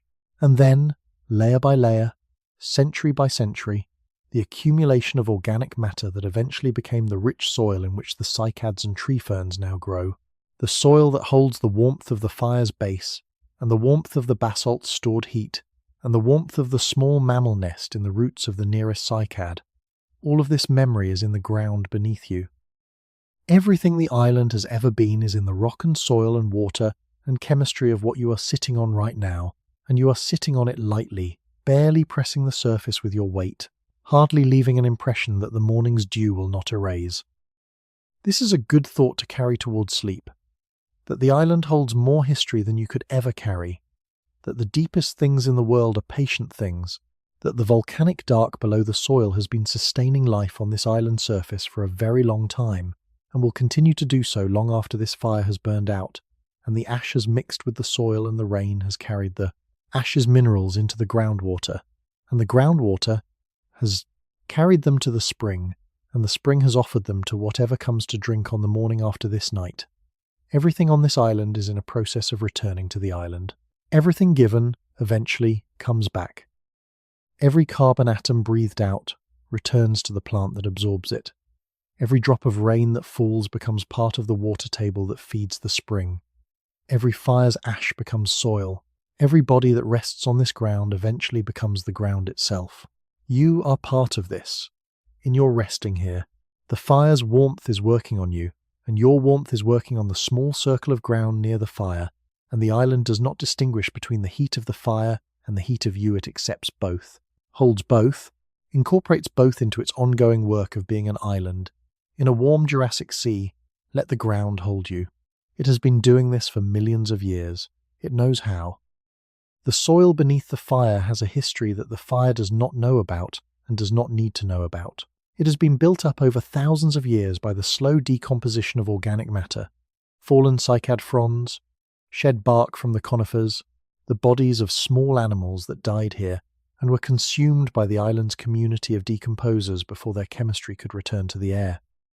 Each generation of organisms that lived and died on this island contributed to the soil that the next generation grew in, and so the soil is a kind of library, not a library that can be read by any eye, but a record nonetheless, a chemical record of every life that has ever been part of this island's ecosystem. The phosphorus in the soil came from the volcanic rock, originally, and from the bones of the animals that died here over the centuries, and from the ocean spray that the coastal winds carry inland.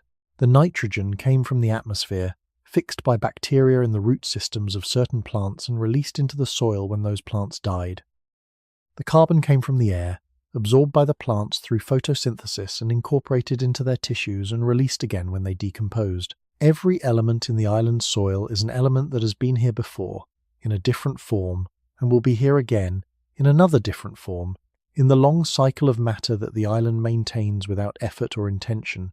You are part of this cycle tonight, though in a very minor way the carbon dioxide you exhale, the warmth you contribute to the air around the fire, the molecules that leave your skin in the normal process of a body existing in an environment.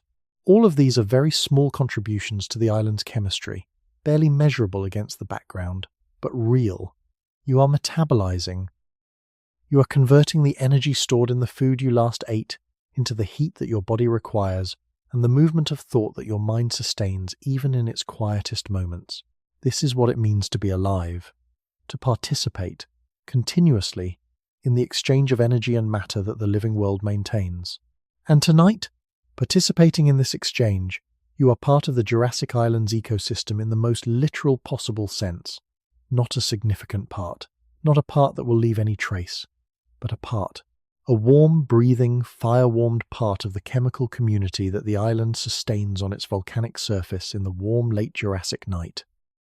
The volcanic rock that makes up the island's foundation is basalt, the most common rock produced by submarine and island volcanoes, the rock that makes up most of the ocean floor and a large portion of the ocean islands that have ever existed. It is dark, almost black when fresh, and it weathers slowly in the warm sea air, developing a brownish-reddish surface patina as the iron in its mineral composition oxidizes in contact with the oxygen-rich atmosphere. The fresh rock exposed where the sea erodes the island's coastal cliffs is the darkest dark, not quite the blue-black of the Jurassic night sky, but close, a mineral dark that has a depth to it that is different from the darkness of shadow. Under the fire, the volcanic rock is something remarkable. Warm. The fire's heat has penetrated the soil above it and entered the uppermost layers of the basalt below, and the rock holds that heat now with the efficiency of stone, slower to accept heat than air, but also much slower to release it. A thermal battery that continues to radiate upward into the soil even as the fire above it fluctuates. The warmth beneath you, the warmth you feel in your seat and your palms when you press them against the earth, is partly the fire's current gift and partly the fire's past gift, stored in the rock and slowly returned. This is what the island does with everything it receives. It stores it. Not permanently, nothing is permanent here, nothing except the volcanic rock itself and the geological processes that made it, but for longer than the moment of reception, long enough for the received thing to become part of the island's ongoing work, rather than simply passing through. The rain is stored in the aquifer. The sun's warmth is stored in the rock and the soil. The nutrients from the sea spray are stored in the soil chemistry. The carbon from the air is stored in the plants. Everything given is held, processed, returned in a different form. You can let yourself be held in the same way. You can let the island store you, temporarily, in the warmth of the fire and the softness of the volcanic soil and the deep sound of the conifer crowns in the coastal wind. You can let it hold what you bring, the weight of the day, the residue of whatever came before this night, and process it slowly, return it as something simpler and cleaner, the way the rain is returned as spring water, filtered through basalt until it is cold and clear and ready to be received again. The ground holds you. It has been doing this for millions of years. It knows exactly how. The wind comes at this hour as it always comes on this island from the sea, from the warm open water to the west where nothing interrupts it for hundreds of kilometers, a steady, low-pressure wind that the island's interior accepts differently than the coast does. At the coast, the wind is direct. You feel it as a force, as something that moves against you with intention, rearranging your hair, pressing the fabric of whatever you wear against the front of you, filling your nostrils with salt and the mineral smell of open ocean. At the coast, the wind is a fact of the world that cannot be negotiated with. But in the interior here, at the fire, beneath the canopy, the wind arrives, transformed. The trees have worked on it. The ferns and the cycads and the tall conifers have broken it apart, divided it among their leaves and fronds and branches, slowed the large gusts into smaller ones, and dispersed those smaller ones into the spaces between the plants, so that what arrives at ground level near the fire is not wind exactly, but a quality of movement in the air, a slight, irregular stirring that lifts the edge of a fern frond, shifts the direction of a thread of smoke, carries a leaf from somewhere high in the canopy to somewhere low on the ground, and then subsides, and then comes again, in a rhythm that corresponds to the wind's original gusts but with all the urgency removed. The fire responds to this gentled wind by leaning slightly, first one way, and then the other, the flame making small adjustments in its posture, the way a person makes small adjustments when they feel a change in the air, and then finding its center again, and holding there until the next movement arrives. The smoke, which in the still air of the deepest midnight rose in a straight column, now curves and wanders with an almost narrative quality, as if it is making its way through the canopy towards some specific destination that only it knows about. The conifers that stand between the fire and the coast are the island's largest trees, and the wind in their upper branches is a different instrument than the wind in the ferns and cycads below. The conifer crowns, 30 to 40 meters above the ground, are in the full force of the coastal wind, and they move with it continuously, a slow, massive, nodding sway that begins at the very tip of each tree and travels down through the trunk to the roots, the whole tree participating in the movement the way a person sways when they stand in a strong current of water, the movement felt in the feet as much as the body. The sound this produces is one of the most sleep-inducing sounds available in the natural world, and it has been producing this effect on the nervous systems of small vertebrates for a very long time.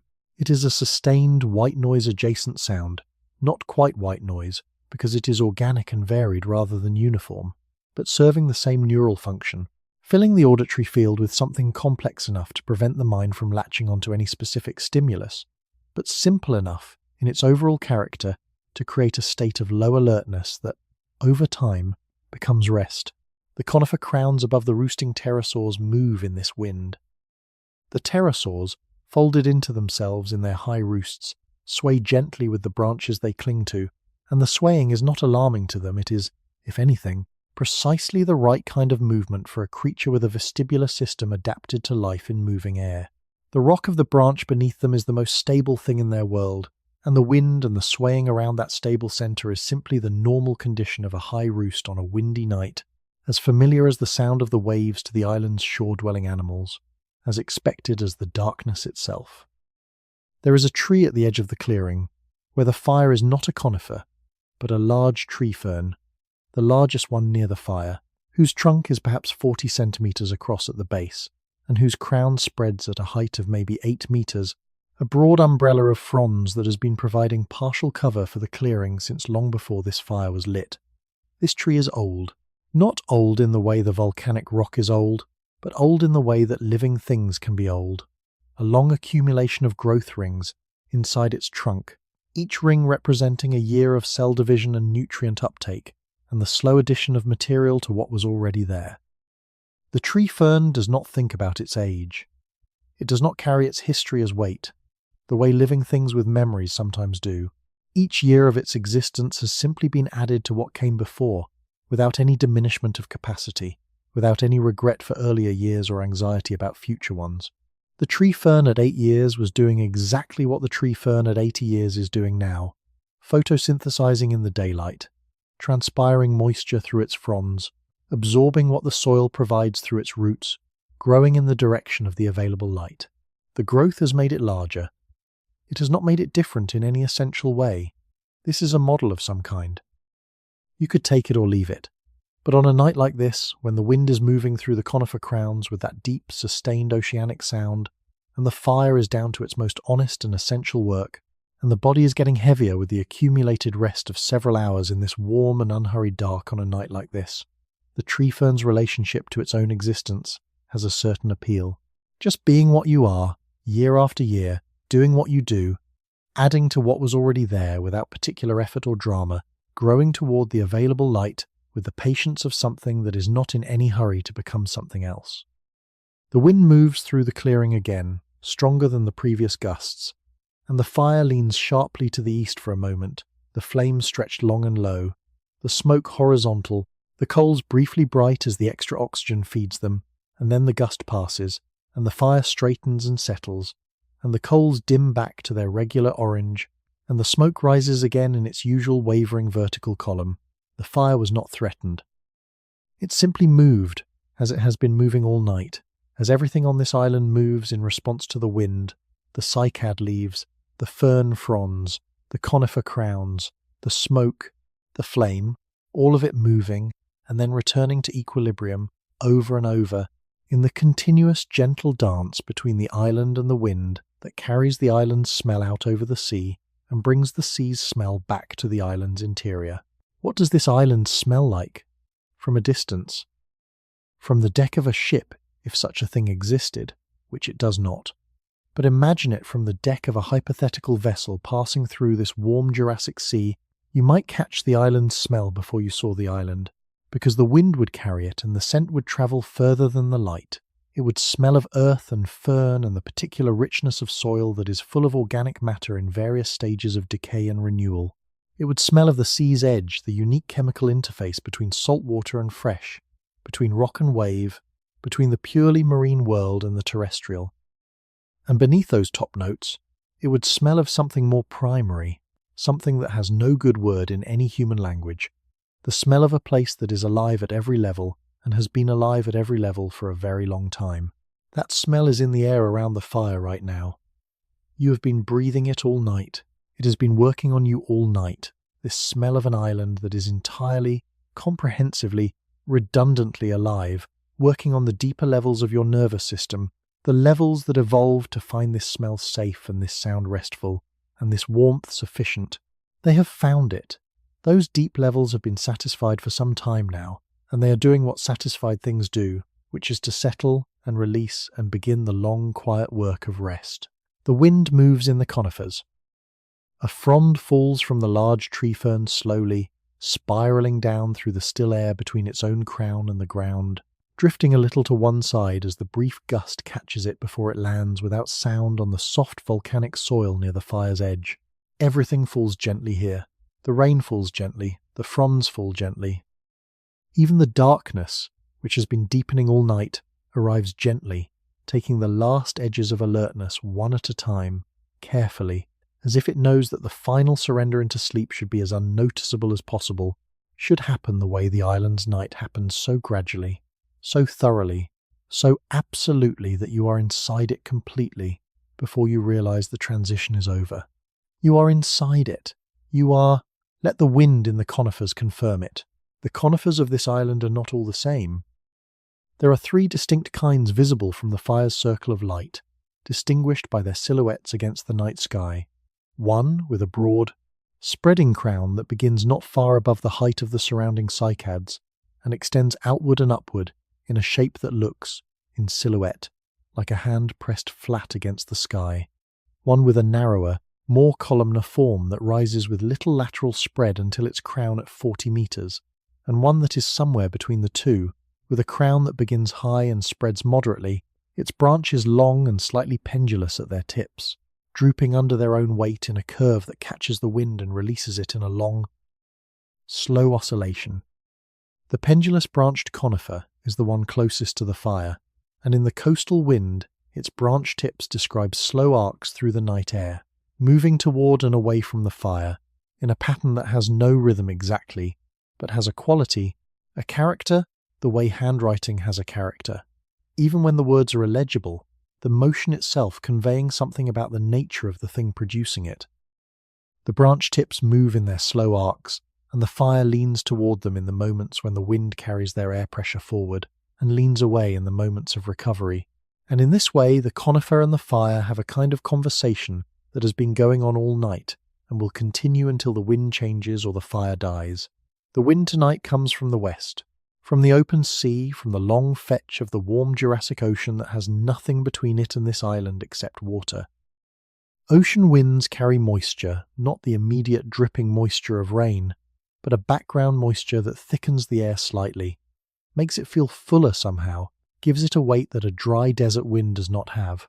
This moisture is good for the island's plants, which absorb it through their leaves in the process called foliar absorption, taking water in through their surfaces rather than only through their roots, the way people sometimes absorb vitamin D through their skin rather than only through food. The cycads near the fire are doing this right now, in the wet air after the rain, their broad leaves collecting and absorbing the moisture that the coastal wind carries. It is not a dramatic process. Nothing about the cycads' biology is dramatic, but it is continuous and complete, and the cycads that have been doing it for the entire length of their lives, which in some cases is considerably longer than the life of any animal on this island, are healthy and dense and carrying their characteristic abundance of fronds in a way that speaks of nutrition well managed and conditions well suited to the particular kind of life they are. You are also absorbing things from the air tonight, though less efficiently than the cycads. The moisture of the post-rain air is entering your lungs with each breath, slightly different from the air you are accustomed to, slightly richer in oxygen and in the complex volatile compounds that the island's plants release into the air as part of their chemistry. These compounds include terpenes from the conifers, the same family of molecules that gives pine forests their distinctive smell, a smell that researchers in your era have found to have measurable effects on human physiology, reducing levels of stress hormones, lowering blood pressure, increasing the production of natural killer cells in the immune system. You are breathing a forest in the middle of the night, in the Jurassic, and the forest is doing to your physiology exactly what it would do if you were in a contemporary forest in any era. The terpenes do not care about when they are being inhaled. The physiological response does not require knowledge of the compounds that provoke it. Your body simply receives what the forest air provides, and responds with the reduction in tension and the opening of the chest that comes from breathing good forest air, after a long day of breathing the air of ordinary life. This is the wind's gift, tonight.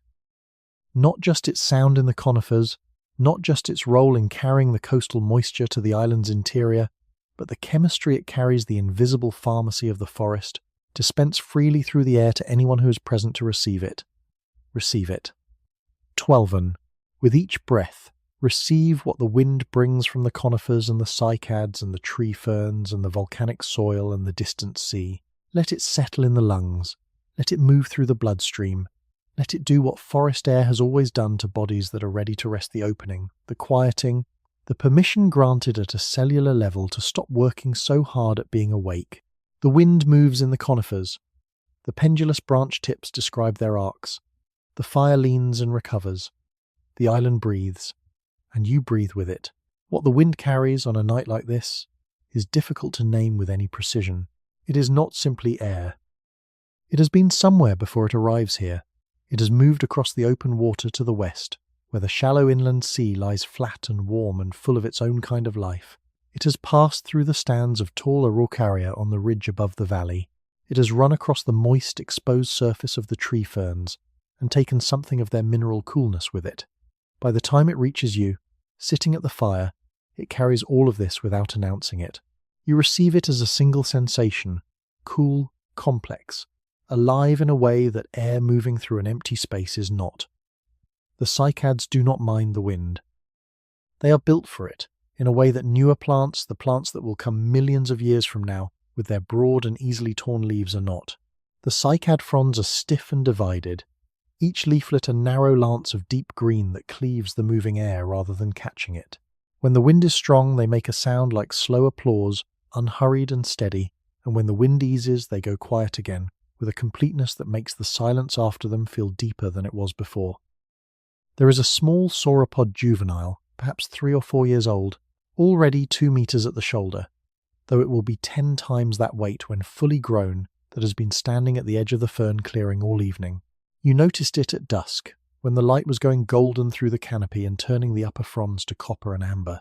It was grazing then, moving in slow, methodical passes through the lower vegetation, its neck sweeping side to side with the even patience of an animal that has no reason to hurry. It is still there now. The grazing has stopped. It stands with its neck held low and forward, its eyes reflecting the distant firelight in 2 small orange points, and it is doing what large animals do at night, when nothing threatens them and nothing particularly interests them. It is simply being present in the world, occupying its portion of the dark with a fullness that requires no effort and no intention. The ancient trees above you shift in the wind's passing. You hear the sound before you feel the coolness of it, the long exhalation moving through the high branches, the creak of old wood, the sudden acceleration of the fire's flames as the air reaches the clearing and moves across the coals.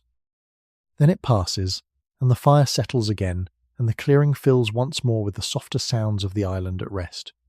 You have been here long enough that the island has stopped treating you as a disturbance. The small creatures of the understory, the early mammals in their bark-hollow nests, the insects moving through the ground litter, the small lizards warming themselves on flat stones at the edge of the fire's light, have all returned to their ordinary business. You have become, for them, simply a feature of the landscape, a source of warmth and light that is neither threatening nor particularly interesting, something to navigate around rather than flee from. This is a remarkable thing to have become. Here, in this world, the wind comes again, this time from a slightly different direction, carrying something new, the distant sound of water, perhaps, the small river that runs through the island's lower valley, its voice reaching you only when the wind is right and the night is quiet enough to receive it. It sounds, from here, like nothing so much as a long, slow breath.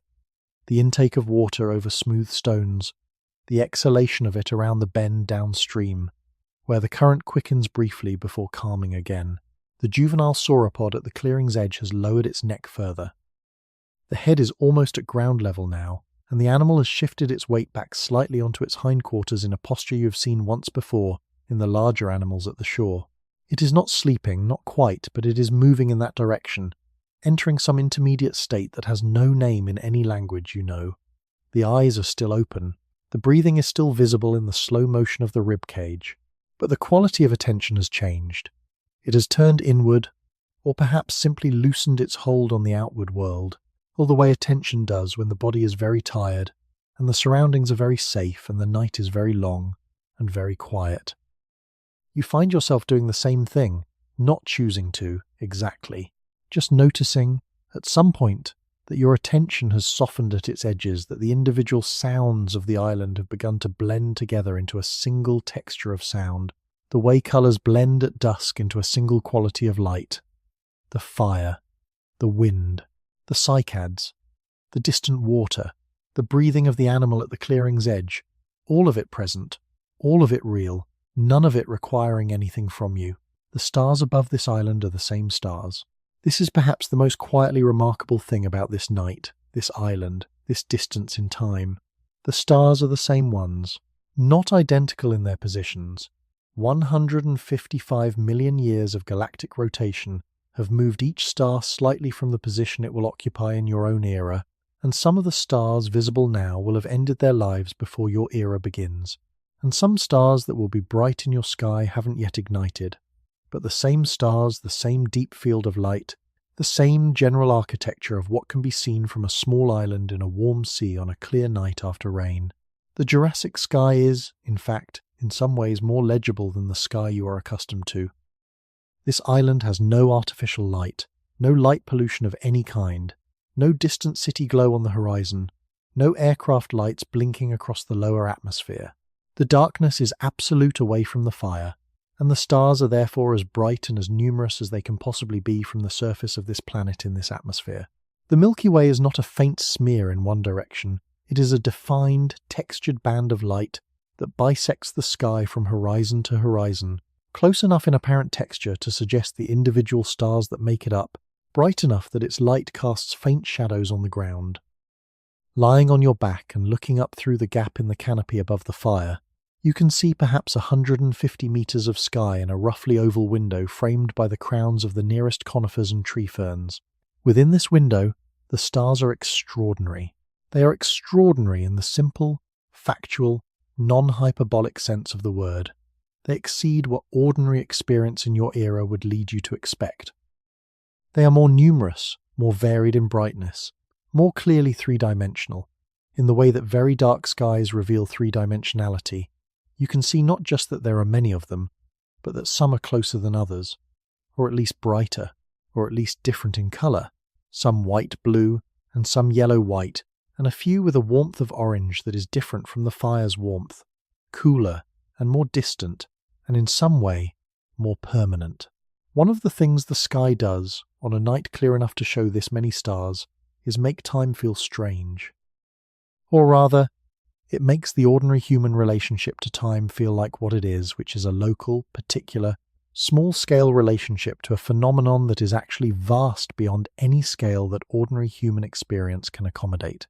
The light reaching your eyes from the brightest stars in this sky left those stars hundreds of years ago. The light from the fainter stars left them thousands of years ago. The light from the Milky Way's background glow has been travelling for so long that the stars that produced it were born, burned their fuel and died before the island you are sitting on existed. You are looking, always, when you look at the sky, at the past.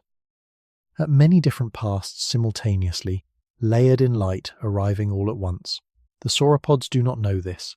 The pterosaurs in the conifer crown do not know this. The small mammals in the cycad roots do not know this. They look at the sky, those that look up at all, those with eyes oriented upward enough to see it, and they see light, and they interpret that light in the terms available to them.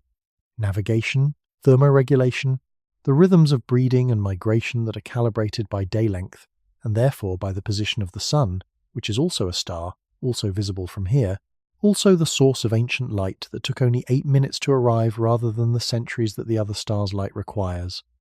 But you know. You know that the light you are looking at is old, and that the stars themselves are older than the light, and that the universe that contains both you and the stars is older than anything you can hold in your mind without the mind slipping slightly, the way it slips when you are nearly asleep and the thoughts become a little more fluid, a little less tightly connected to each other, a little more like weather than like deliberate construction. Let the mind slip, now. Let the thought of the stars become the sensation of the stars, the light on the retina, the coolness of the dark gap in the canopy above the warm fire, the feeling of lying back, or of sitting still, or of simply being here in whatever position your body has found that is most comfortable, most release, most like the position of someone who has decided that this is where they will be tonight, and that is enough. And they are done with deciding for now. The Jurassic night sky has one additional quality that is worth noting before the stars become simply light, and the light becomes simply the background for sleep. It has no moon at this particular moment. The moon has set it was high earlier in the night, and you watch the sauropods by its light on the beach, and you watch the reef break by its silver, but now it has moved below the western horizon, and the sky without the moon is darker and deeper, and the stars are even brighter than they were in the moon's competition. The darkness without the moon is not frightening, it is simply more complete. It is the darkness of the Jurassic, which has been this dark every night for hundreds of millions of years, which is accustomed to its own depth, which offers this depth to everything on the island's surface as a form of rest, the deepest rest, the dark behind the eyelids when the eyelids close, the internal dark that is where sleep lives. You can feel the dark pressing against the outside of your eyelids right now.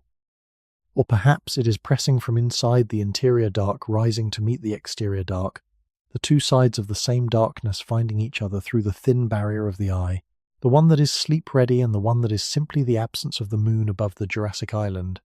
The stars wheel very slowly. This is the rotation of the Earth, which is the same Earth it has always been, doing what it has always done, spinning in the dark at the pace that a day requires. In the time it takes you to fall asleep, the stars will have moved only slightly, not enough to notice, unless you have been watching a single one for a very long time. They are patient, the stars. They have been at this long enough to understand patience in a way that nothing else in the universe could claim to understand it. And here, beneath the patient stars, on the ancient island, by the fire that has been burning all night, and will continue burning until the last of the wood is consumed, and the coals cool to grey, and the ash settles into the volcanic soil and becomes part of the island's ongoing chemistry. Here, you are also patient, or becoming patient, or remembering what it was like to be patient. Before the world you came from made patience difficult. The stars know how to wait. The island knows how to wait. And deep in the body that is resting here by the fire, there is something that knows how to wait too, something that has always known, that knew before you were born, that came with the nervous system, and the metabolism, and the eyelids that close against the dark, and the breath that slows and the heartbeat that settles into the cadence of rest. Listen to the fire one more time. Let it confirm what the stars are saying, which is the same thing the island has been saying all night, which is simply, you are here. You are safe. The world is very large and very old and very full of life, and none of it requires anything from you right now except that you be here and breathe and let the dark hold you and sleep. The stars are the same stars. The night is the same night. And you are the same being that has been falling asleep under these stars for as long as there have been beings who could look up and wonder at them. Close your eyes now. The stars will be there when you look again. The Milky Way above this island is brighter than you have seen it in your own era, because this era has no light pollution, no city glow on any horizon, no satellite tracks crossing the sky in slow arcs, no aircraft lights blinking in the lower atmosphere. The Milky Way here is what it always was and what it still is, beneath the layer of human light that obscures it in your time. A structure, a complex and textured band of light that reveals itself as something with depth, rather than simply surface when seen from a sufficiently dark place. There are between 200 and 400 billion stars in the Milky Way galaxy. On the clearest night from the darkest location on Earth, you can see perhaps 5,000 of them with the naked eye. The rest are either too faint, or too obscured by the accumulated dust and gas of the galactic plane, or too distant for their individual light to separate from the background glow. But the background glow itself, the Milky Way as you see it, is made of that light, all those billions of stars contributing their individual photons to a shared luminosity that the eye receives as a single effect, a single thing, a river of light crossing the sky. The island has been under this sky every night of its existence. The volcanic rock was already ancient before the first organisms colonized its surface, and during all those centuries of sterile rock, the Milky Way was above it, doing exactly what it is doing now, burning, slowly, in the ancient way of things that burned slowly and for a very long time. The rock did not see it. The first algae and lichen that began to colonize the rock did not see it. Not in any sense that resembles seeing, but it was there. It has always been there. This particular configuration of light, slowly changing over the geological timescales in ways that are imperceptible from inside a human life, but are real and measurable when the timescale extends to millions of years. 155 million years from now, the Milky Way will look slightly different. The stars will have moved relative to each other. Some will have burned out and collapsed. New ones will have ignited in the clouds of gas and dust that produce new stars on a continuous basis. But it will be recognizably the same structure, the same galaxy, turning in the same slow wheel that it is turning now, the galactic center trailing its arms through the dark in the same direction as it is turning tonight. The constancy is a strange comfort, if comfort is the right word. Or perhaps it is simply a fact that the mind can rest against the way the body rests against the ground, a surface firm enough to take the weight, old enough to be trusted, continuous enough to be reliable. The Milky Way will be there when you wake. It was there before you arrived. Its indifference to your presence is not coldness. Indifference is not the same as coldness, especially when what is indifferent is something as enormously and impersonally present as a galaxy. The fire below the stars is very small, a point source of light in the darkness of the island's interior, visible from above as barely more than a brightening of the canopy top if you were a pterosaur passing over at altitude. From space it would not be visible at all, the island itself would be barely detectable from any reasonable distance. A small irregularity on the blue surface of a water-covered planet in the third orbit from a medium-sized star on the outer edge of one of the Milky Way's spiral arms.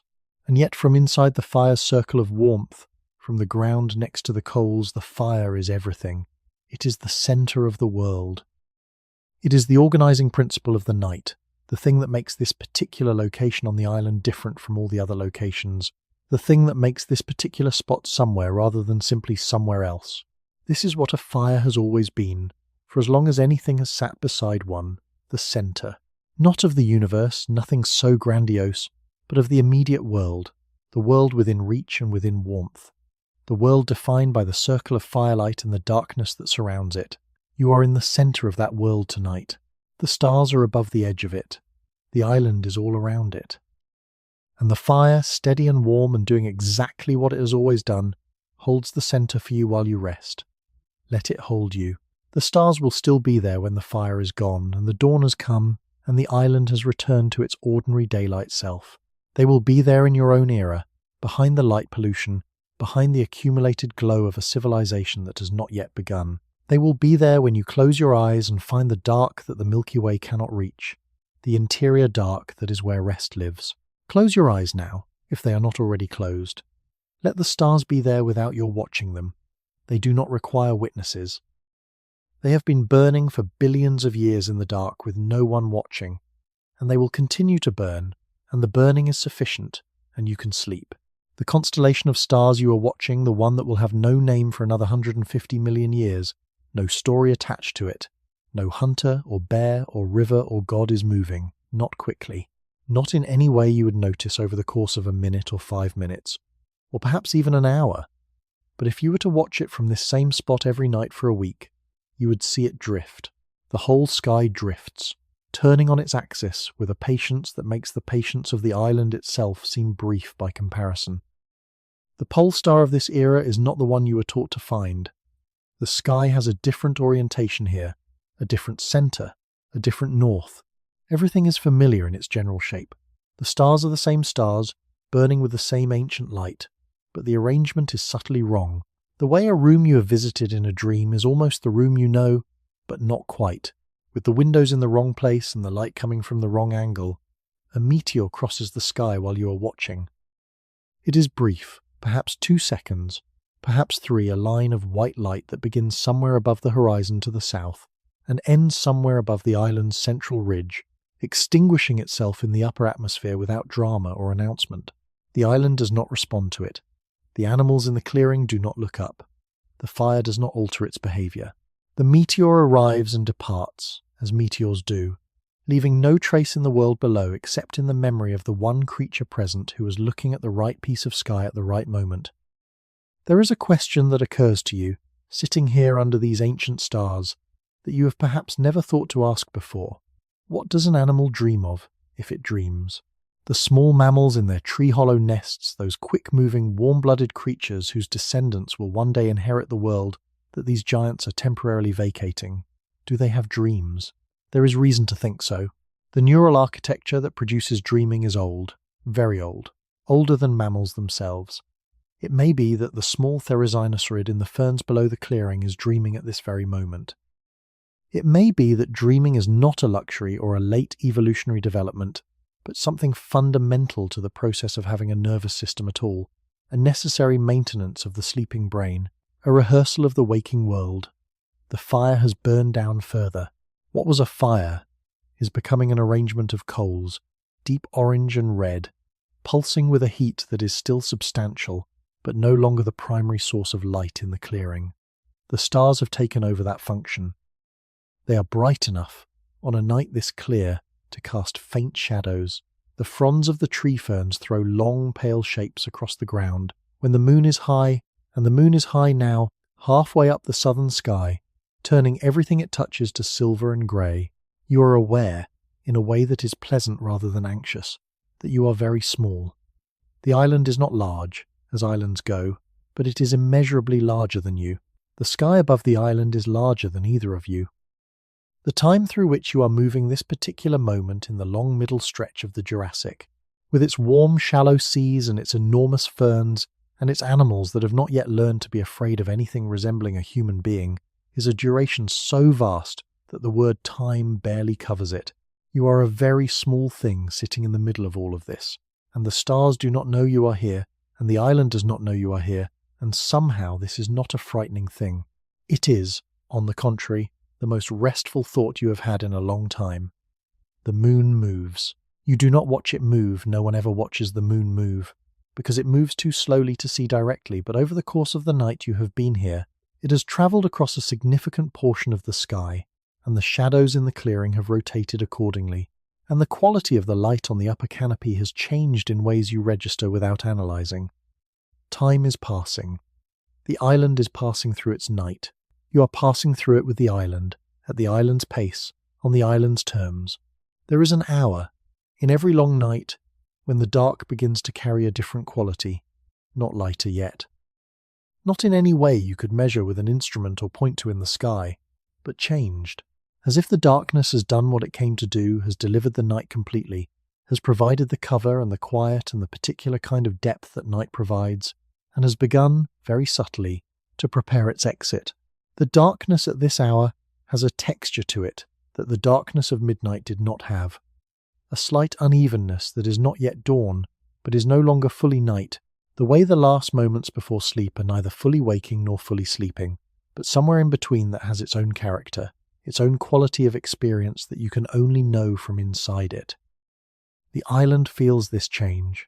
The animals that have been sleeping feel it too, in the way that bodies respond to approaching light even before the eyes register it. A slight shift in the depth of sleep, a micro-adjustment in the breathing, a leaning of the biological system toward the state of preparedness that the approaching day will require. The stegosaur that was at the waterhole earlier in the night has moved by now back into the interior, and it is resting in a standing position in the shelter of a large cycad grove, its plates absorbing the last of the night air before the sun comes, and offers them a more generous thermal gift. Its breathing is slow and regular and has been so for several hours. Its eyes are closed, but the quality of its sleep has changed in the last half hour or so, lighter, more easily disturbed, the animal more present in itself, even while remaining asleep. The small mammals in the cycad roots are beginning to stir, not yet awake, not fully, but no longer in the deep, sprawled, total sleep of the midnight hour. The juveniles are moving against their mother in small, restless ways, repositioning, making the tiny sounds of bodies that are warming up in the approach of morning, even in the darkness before morning officially arrives. The mother is more awake than any of them, her nose working steadily, reading the air for the information the approaching dawn always brings. A shift in the insect activity, a new layer of smell from the vegetation that has been accumulating dew through the night, and will now, in the warming air of morning, begin to release it again as vapour, carrying the concentrated chemical compounds of the night's biological activity into the air as a summary of what the night has been. The pterosaurs in the conifer crown are also in a lighter sleep. One of them, not the one that spread its wing briefly at midnight, a different one, the one roosting on the branch closest to the crown's eastern edge, is already awake, its eyes open, its head raised from its resting position and turned slightly toward the east where the sky will first show its change. There is nothing yet to see in that direction. The stars over the eastern horizon are still brilliant and undimmed, and the sky behind them is still the same deep blue-black of the deepest night. But the pterosaur is oriented that way, waiting, with the patience of something that has performed this ritual every morning of its life and knows, in the wordless knowledge of a body that has tracked dawn every day since it left the egg, exactly what is coming and exactly when. What is the first thing that changes? The first verifiable physical change that marks the transition from night to the hour before dawn is not light. It is temperature. In the last hour before dawn, the temperature reaches its nadir, the coldest point of the Jurassic night, still warm by any modern standard but noticeably cooler than it was at midnight, a degree or two lower, enough for the island's nocturnal inhabitants to register through their thermal sensors. This drop in temperature is brief. The sun will reverse it quickly once it rises, and by the time the first light crests the eastern horizon, the temperature will already be on its way up again. But in the last dark hour there is this, a slight deepening of the cold, a final gift from the night before it hands over to the day. The fire is still burning. It has consumed most of what it was given.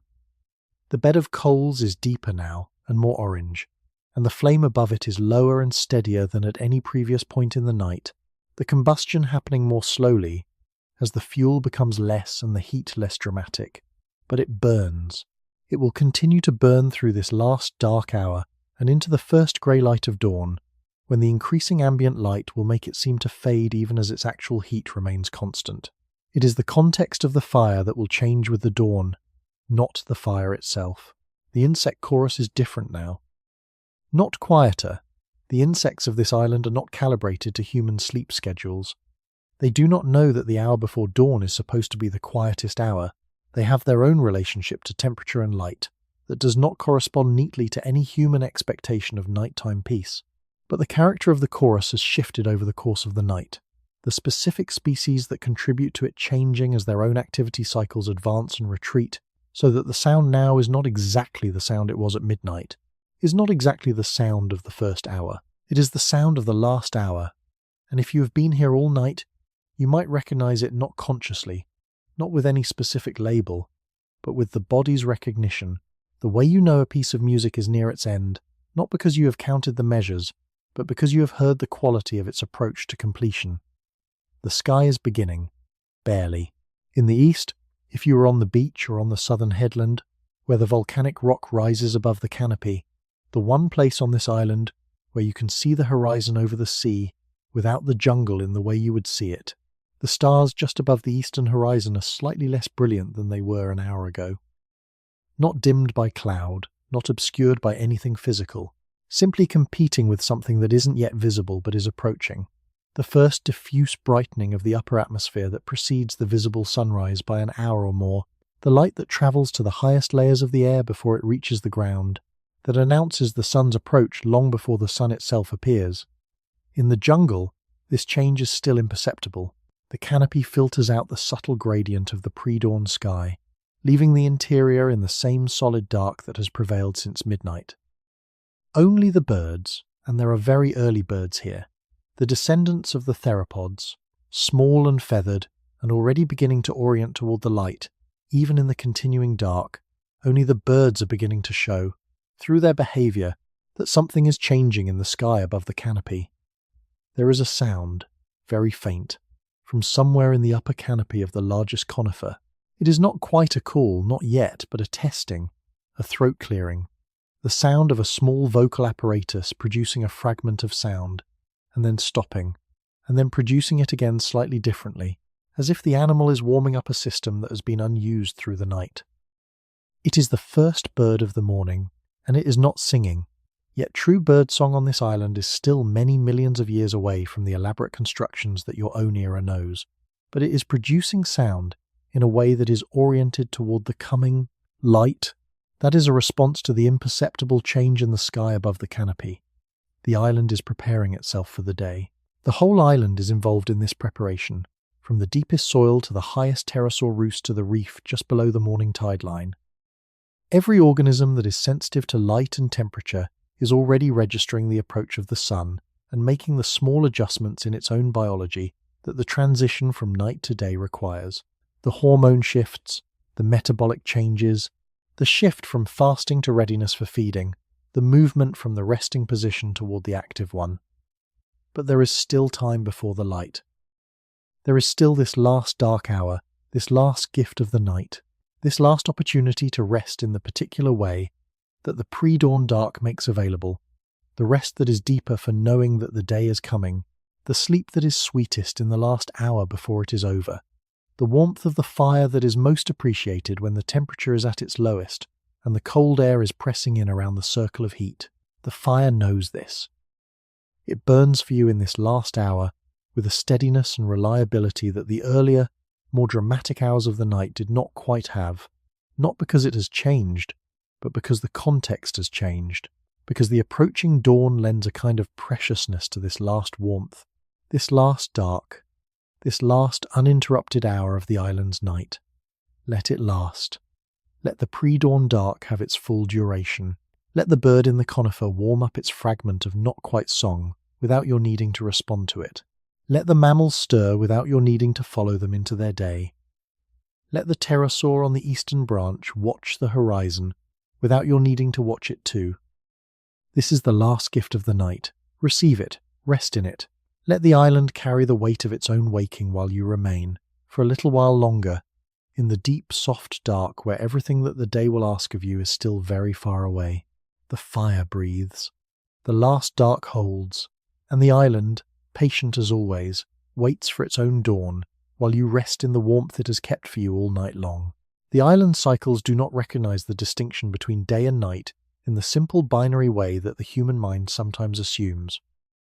The plants photosynthesize in the day and respire continuously, the gas exchange happening through pores in their leaves at different rates depending on light and temperature and humidity. The fungi in the soil work at all hours, their networks of mycelia extending through the dark substrate in a continuous, patient dissolution of organic matter into its component chemistry. The bacteria are never still. They are perhaps the most continuously active community on the island. Their reproductive cycles so rapid that several generations might live and die in the time it takes you to draw a breath, each generation slightly adapted to the conditions of that particular moment. You are resting in the middle of all this continuous activity.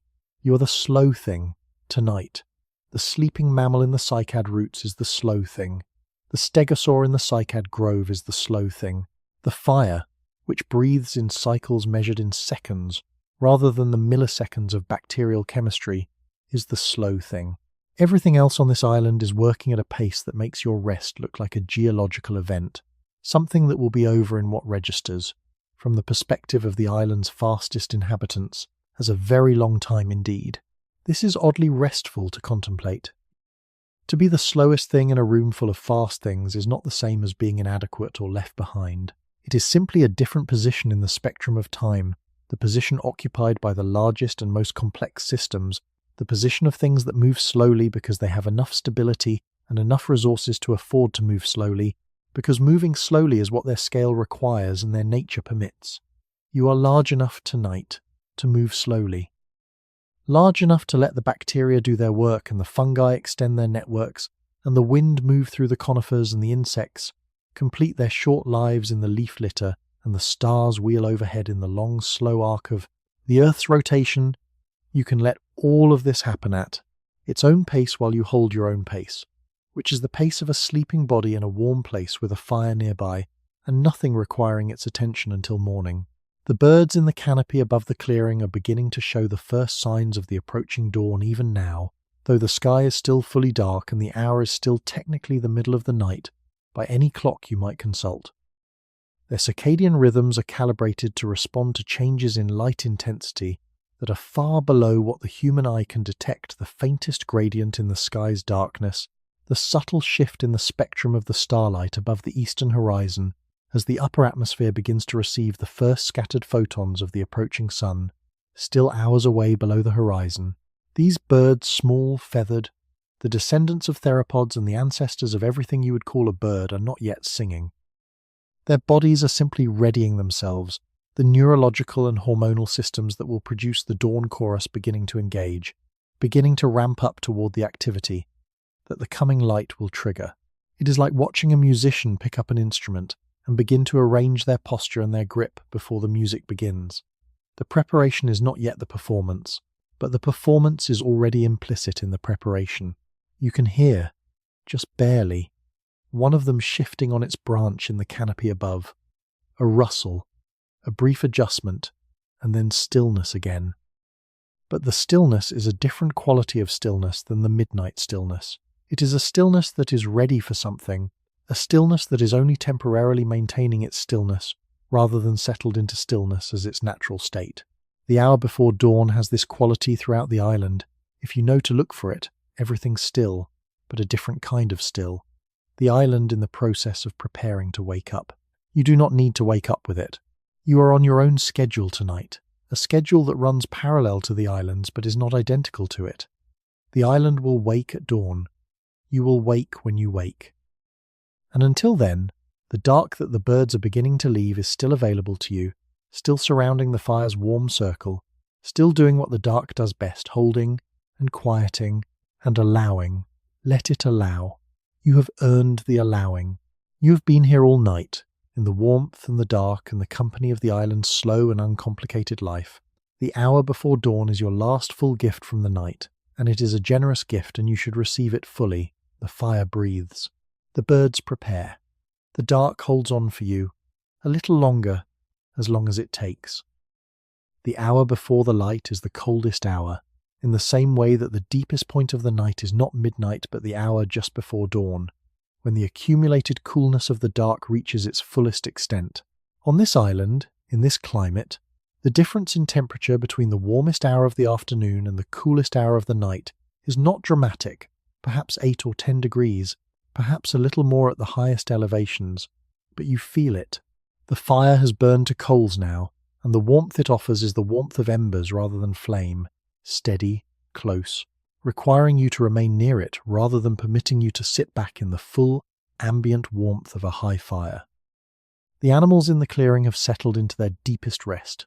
The juvenile sauropod is still present at the edge of the ferns, its breathing barely visible now, its eyes entirely closed for the first time since you noticed it at dusk. The small, warm-blooded creatures in their tree hollows have been silent for hours. Even the insects, the dragonflies and beetles, and the small, fast, unnamed things that move through the litter in the dark have gone still, waiting for the warmth of the sun to restart their metabolisms. And yet the world is not entirely still. There is always something moving in a living forest, even in the exactly hour of the night. A branch settles. A tree fern frond catches a breath of air and sways once, gently, before stopping. The coals in the fire shift with a soft sound, a small collapse of the interior structure as one glowing layer settles onto the one below.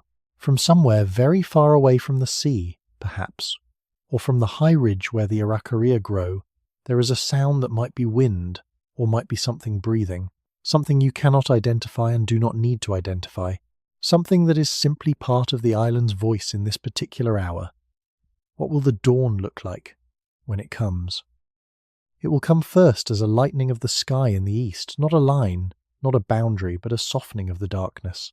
A gradual replacement of deep black with a blue, so dark it is nearly indistinguishable from black, but is not quite black. Then the blue will warm toward grey. Then the grey will warm toward the colour of old silver. And then, at some point, that is impossible to identify as a single moment, because it happens continuously rather than discretely. The world will begin to have colour again, the dark green of the cycads, the paler green of the ferns, the rust brown of the volcanic soil, the silver white of the bones that will one day be found embedded in that soil, and studied and argued over, and partially understood. But that is later, that is after. Right now there is still this. The coals, the dark, the sleeping sauropod, the cold that is not unpleasant, the sky full of stars that are beginning, almost imperceptibly, to lose a small fraction of their brightness as the first approach of day dilutes the darkness that makes them visible. You have been awake for a long time, by the standards of the world you come from. Here, in this place, the concept of staying awake does not quite apply. Staying awake implies a choice a decision to remain conscious rather than sleep, and what you have been doing tonight has not felt like a decision. It has felt like being somewhere fully and simply, the way you are somewhere when you are deeply at rest. The island kept you, the fire kept you.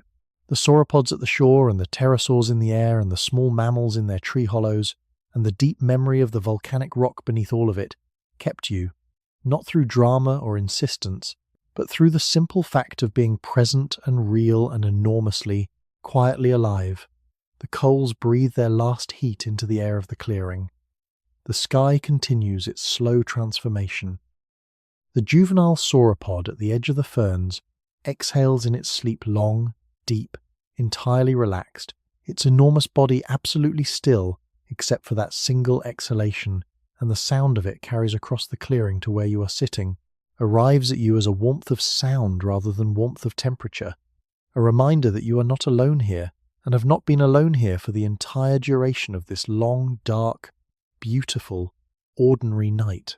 They are moving again, the sauropods. You cannot see them from the fire. The jungle between the clearing and the shore is too dense, and it is still too dark, and you are too comfortable to move from where you are. But you can hear them if you listen past the insect chorus, and past the fire's quiet conversation, and past the pre-dawn stirring of the pterosaurs in the conifer crown, a sound like the earth rearranging itself. A slow, sequential percussion, not rapid, nothing like the gallop of a smaller animal, but a steady, measured rhythm of large footfalls on volcanic soil, each one absorbed by the ground and transmitted through it, rather than simply heard through the air. They are coming back from the shore. The two sauropods that stood in the moonlight at the water's edge have spent the last several hours moving along the coast, making the slow circuit of the island's western shore that they make most nights, pausing to drink at the freshwater seeps that emerge at the tide line in several places, pausing to take in the sea air at the headlands where the wind is strongest, pausing occasionally simply to stand in the darkness and exist in the uncomplicated way of animals that have no particular need to explain their standing to anyone. Now, in the hour before dawn, they are returning to the interior. This is their pattern: the shore at night, the interior by day, the long, slow cycle of movement between the island's edge and its heart that they have been making for years, wearing into the island's surface, the paths that everything else on the island also uses, the paths that the small theropod takes when hunting the fern belt, the paths that the stegosaur follows to the waterhole, the paths that the mammals follow from their sleeping places to their foraging grounds in the cycad groves. The sound of their approach changes as they move deeper into the jungle. The footfalls, which were clear and separate on the open ground near the coast, become muffled and intermittent as the vegetation absorbs the vibration, and the sounds of the animal's movement through the understory replace it, the slow, careful navigation of large bodies through dense fern growth, the occasional crack of a branch that was in the way and didn't get out of the way in time, the sound of cycad fronds displaced and recovering. They pass perhaps 80 meters from the fire. You know they are there, not from any direct sight of them. The jungle between you and them is absolute at this distance, in this dark, but from the way the sounds of the forest change as they pass, the insect chorus dipping slightly in a moving wave that travels with the animals, the small creatures of the understory going quiet and then recovering as the large presences move through. The larger of the two sauropods pauses in its passage.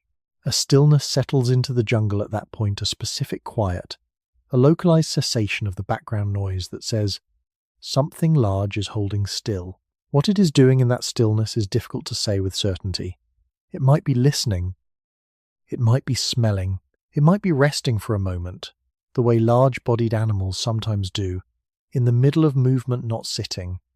Because sitting is not in the sauropod's behavioral repertoire, but simply stopping, the enormous body maintaining its upright position with the automatic steadiness of an animal whose musculoskeletal system is so well adapted to its weight that standing is, if anything, less effortful than moving, or it might simply be registering the fire.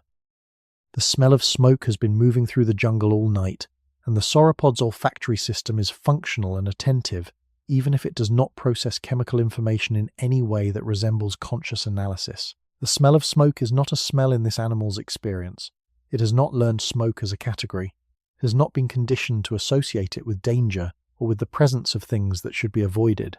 It is simply a smell, a complex mixture of chemical compounds, and the sauropod processes it the way it processes all chemical information, as data that may or may not be relevant to the current situation, filed without urgency into whatever serves as its decision-making system, evaluated over the next several steps of movement.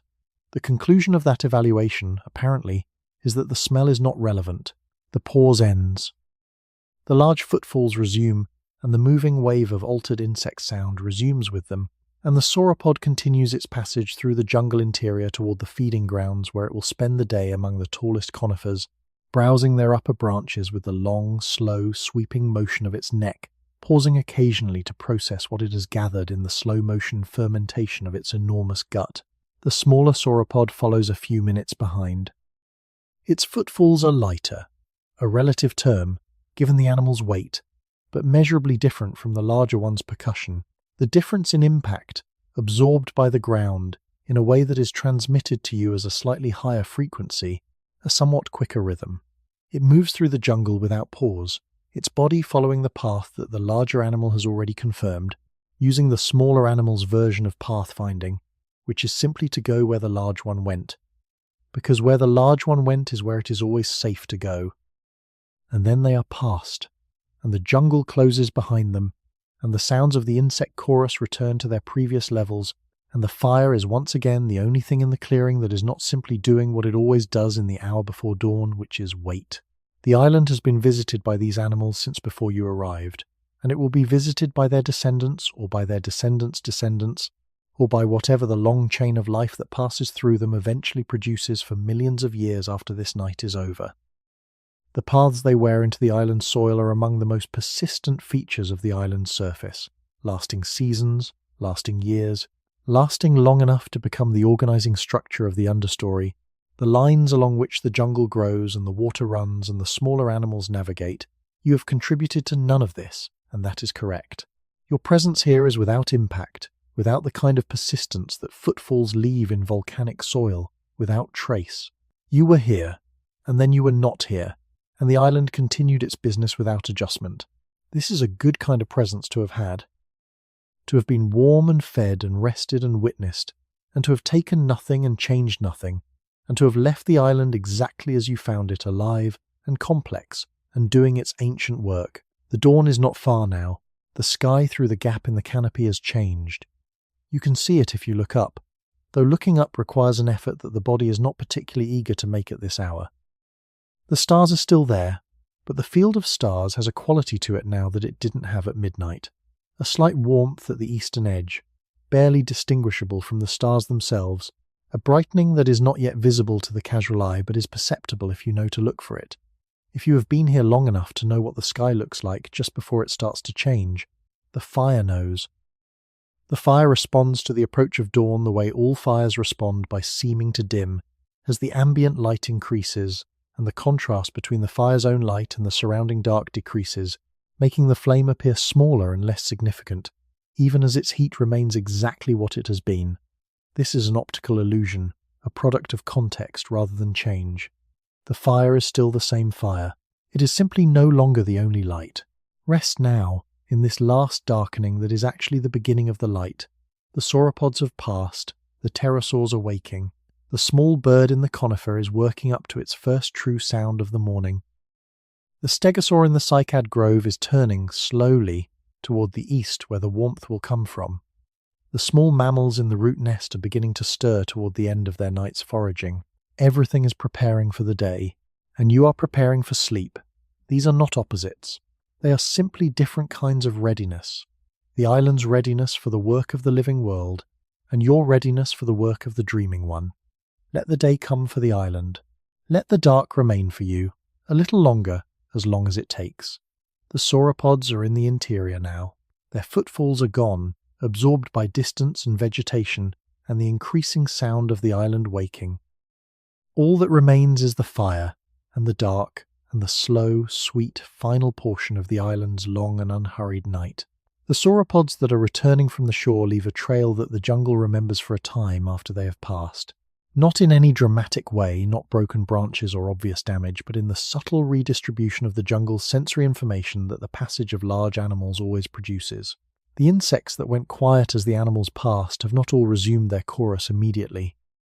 Some of them are still waiting, positioned in the arrested posture of small creatures that have recently registered the proximity of something very large, and are giving that large thing extra time to establish its distance before resuming their own activity. The fern fronds that were displaced by the sauropods' legs are in various stages of recovery, some already returned to their usual positions, their stems flexible enough to spring back quickly, some still at an angle that the passing leg left them, their recovery delayed by the stiffness of the stem or the weight of collected rainwater in the frond's cup, returning to vertical only slowly over the course of the next quarter hour.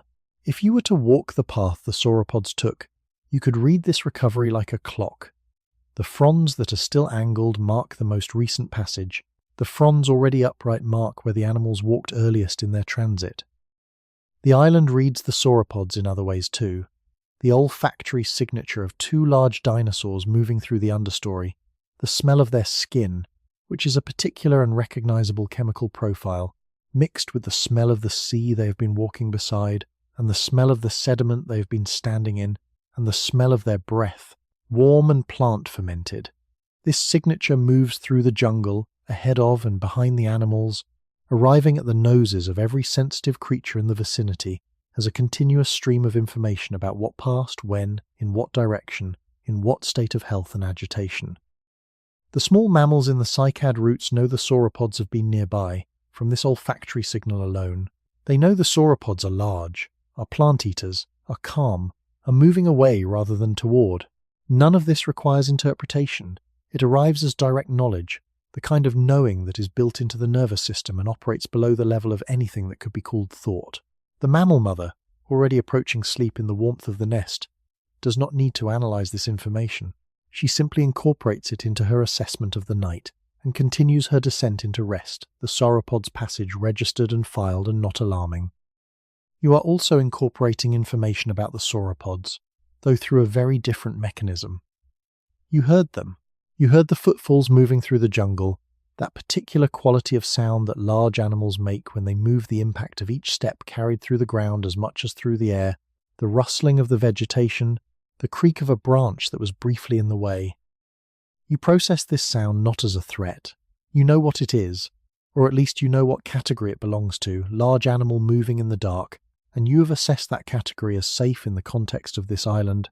This night, but as information about the night's ongoing life, the island's continued activity in the hours that have passed while you sat by the fire. The island is always in communication with itself in this way. Every animal is always receiving information from every other animal in its sensory range, and transmitting information to every animal in its sensory range, in the continuous information exchange of a living ecosystem. No message is deliberately sent. No message is deliberately received, but information moves, through chemistry and sound and light and the physical disturbance of water and air and soil, from every animal to every animal, and the sum of all this information exchange is the ecosystem, not just the individual organisms, but the network of relationships and communications between them, the collective intelligence of the island, expressed through the distributed sensory systems of all its inhabitants simultaneously. Tonight, you are part of that network. A very peripheral part. Your contribution to the information pool is small, and you are receiving more than you are sending, but a part. The fire has been sending information all night, its chemical signature announcing the presence of combustion, its heat signature visible to any heat-sensing animal within range, its light interrupting the uniform dark in ways that small nocturnal creatures respond to by avoiding the immediate vicinity while not avoiding the wider area. The fire has been speaking, in the language of chemical and thermal information, to the island all night, and the island has been responding in the way that ecosystems respond to new information, by adjusting, slightly, in the ways that individual organisms adjust their behavior in response to changed conditions, and by continuing. The island continues. The fire talks. The sauropods have returned to the interior. You rest at the center of a communication network, 155 million years in the making, receiving, and it is enough. It is more than enough. It is the fullness of a world without filter or simplification. received directly by a body that knows what to do with fullness, which is to rest inside it and let it be what it is. Let the island's communication continue without your active participation. Let the information flow past you and around you as the wind flows past the conifer. You do not need to process it. You do not need to understand it. You only need to be here, inside it, warm and receiving and slowly releasing the last of the day into the dark. The sauropods are in the interior. The fire is in the clearing. You are between them, and between everything between the sea and the sky, between the last of the night and the first of the dawn, between the life that the island lives and the sleep that your body needs. In between is where rest lives. Stay there a while longer. The second visit to the shore is different from the first, and you know it is different even before you know why. The beach is the same dark sand, the same low rocks breaking the surface of the water 30 meters out, the same driftwood in its long pale rows above the tide line. The moon has travelled since you first stood here, and its position in the sky has changed, so the shadows fall at different angles and the silver is differently distributed across the scene. But that is not the main difference. The main difference is you. You are different from the person who first stepped out of the tree line and saw the sauropods standing in the silver water. That person had not yet spent a full night on this island. You have. The large sauropod is present again, or perhaps it never left. Perhaps it stood here in the water for the entire duration of the night, while you sat by the fire and watched the other creatures of the island go about their business. There is no way to know. The animal's behaviour does not contain any visible record of whether it has been here continuously or whether it arrived again just now, only minutes before you returned to the shore. It stands in the shallows with the same absolute patience, its neck in the same long arc, its tail in the same gentle pendulous sway. If it is a performance, it is a very long performance. You are almost certain it is not a performance. This is simply what this animal is, in this particular hour of the particular night you have shared. The waves have changed slightly in character since you were last here. Not in size, there has been no storm, no change in the weather, and the waves are the same small, unhurried arrivals they have always been on this sheltered beach. But the tide has shifted, and what was going out when you first stood here is now coming in, and the sound of each wave is slightly different when it arrives on a rising tide. A little fuller, a little more confident in its wash across the sand, a little less hurried in its recession. The beach is narrower now than it was. The tide has climbed several meters up the sand, and the driftwood that was above the water's reach when you first arrived is now in it, or nearly in it, the long pale trunks rocking gently in the shallow wash. What is returning, in this hour, is not only the tide and the sauropods. Something in you is returning as well, some quality of attention or openness that you perhaps carry only in dreams, or in the particular state that lies in the borderland between waking and sleep, where the mind is still capable of forming impressions but has released its grip on the need to analyze or categorize them. You are here. The sauropods are here. The moon is here, and the stars, and the sand, and the sound of the water. All of these things are sufficient. None of them require anything additional. The smaller sauropod, the one you observed resting earlier in the night, has come down to the water while you were not watching. It stands now perhaps 10 meters from the larger animal, in water that comes to just above its ankles, and it is doing what the larger one is doing, simply being present at the edge of the sea, in the dark, in the last hour before the sky begins its slow reversal from night to day. Two enormous animals, standing in the silver water, breathing, swaying slightly, entirely at rest in the world they belong to. You stand at the tree line for a long time, watching this. You are not sure how long. The moon gives you no particular guidance. It is still moving, as it always is, but too slowly to serve as a clock.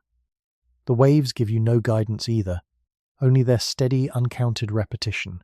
You are in a place where time has become ambient rather than sequential, something you inhabit rather than move through, and this is not an uncomfortable sensation. It is, in fact, the most natural thing you have felt in the entire duration of this long, dark, extraordinary night. The fire is in its final hour. This is not a sad thing. The fire has done everything a fire can do on a night like this, and it has done it well. It has been warm throughout, and bright when brightness was needed, and steady in the deepest part of the night when steadiness was what the darkness required, and now it is doing what fires do when they have done their work. which is to slow and compact and turn from flame to coal to ash in the gradual, patient way that all endings happen in a world that has no need to hurry anything along. The coals are deep orange now, the deepest orange they have been all night, the colour that coals reach in their last productive hours when the heat is concentrated and the flame is nearly gone, and all that remains is the slow radiation of stored energy outward into the cold air. This radiation is the most honest heat a fire produces. No drama, no movement, no flicker. Just warmth, moving outward from the coals in all directions at once, steady and even, and entirely without performance. This warmth reaches you, has been reaching you all night, will continue to reach you for as long as the coals hold their heat, which is longer than you might expect. Deep coals from a long-burning fire can retain their warmth for hours after the last flame dies, giving off heat slowly and continuously as the carbon at the core of each coal is consumed fraction by fraction.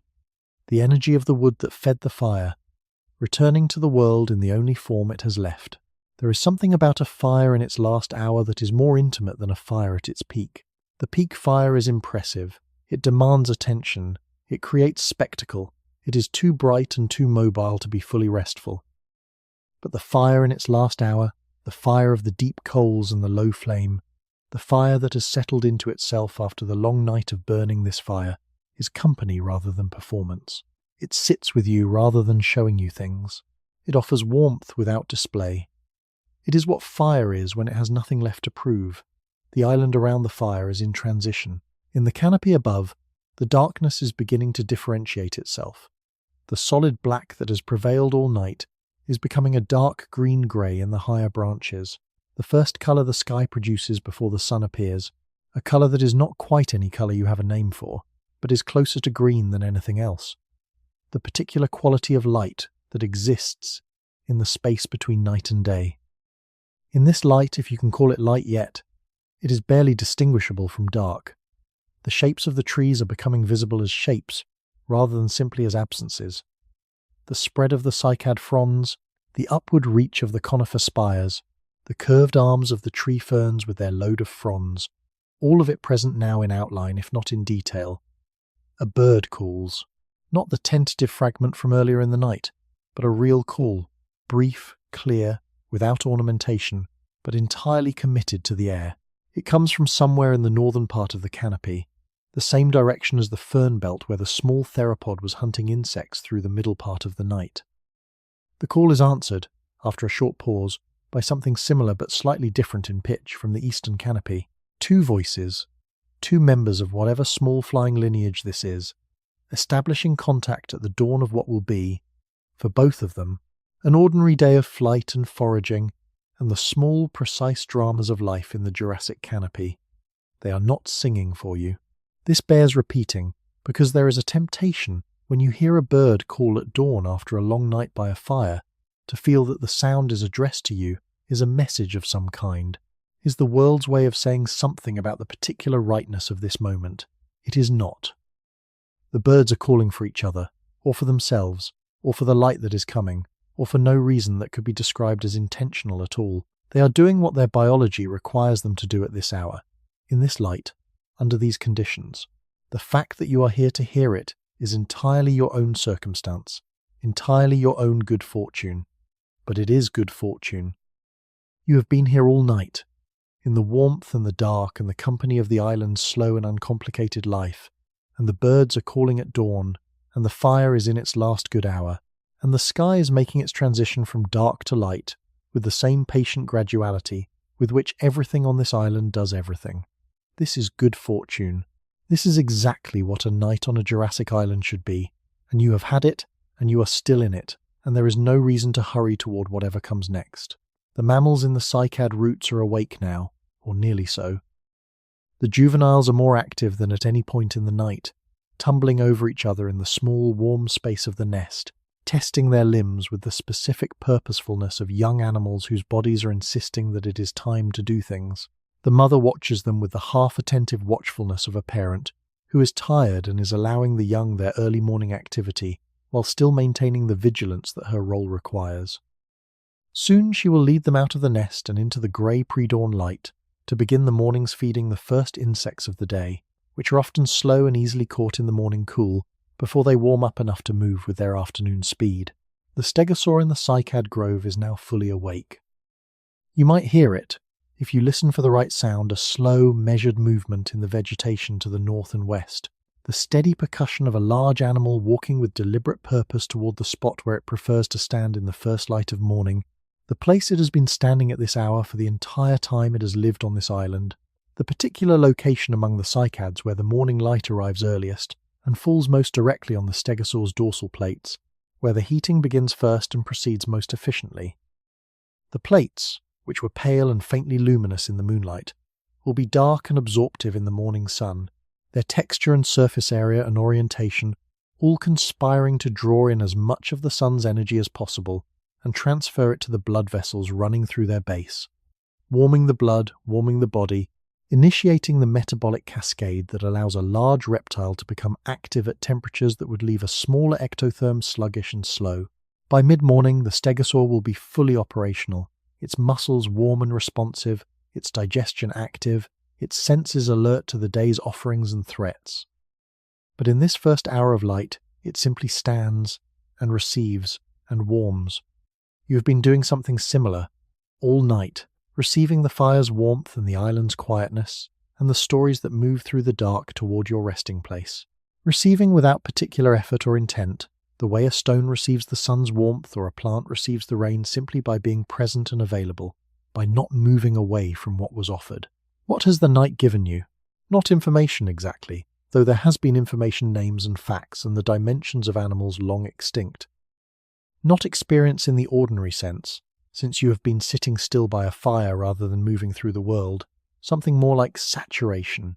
The night has soaked you in itself the way the post-rain air soaks the fern fronds thoroughly, gently, until the thing being soaked is heavy with what it has received, and the world it was in is part of what it carries.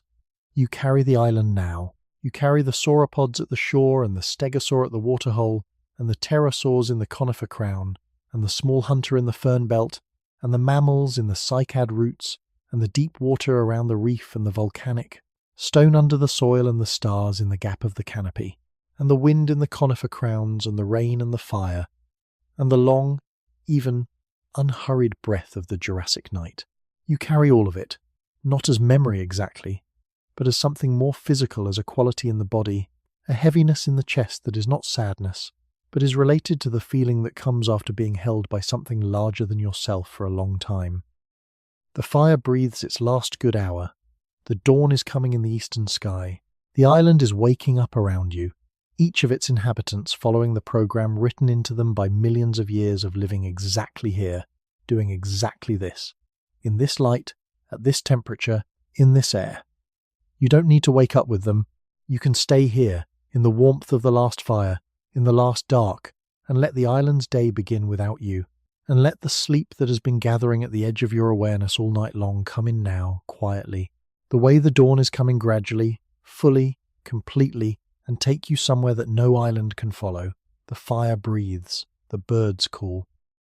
The dawn comes, and you go somewhere deep and warm and still, where there is no island and no fire and no dark, where there is only the most fundamental rest, the oldest rest, the rest that the night has been preparing you for all this time. Let it have you. It has been waiting patiently. It knows exactly what to do. The fire in its last hour is a teacher about endings, not the dramatic endings of stories or disasters, but the ordinary endings, the endings of fires and of days, and of the kind of wakefulness that a body can sustain before it requires the other thing, the rest, the deep dark where consciousness goes when it is done with the day's work. What happens to a fire when it ends? It does not stop. Nothing stops. In the physical sense, matter does not disappear. Energy does not vanish. The fire ends by becoming other things.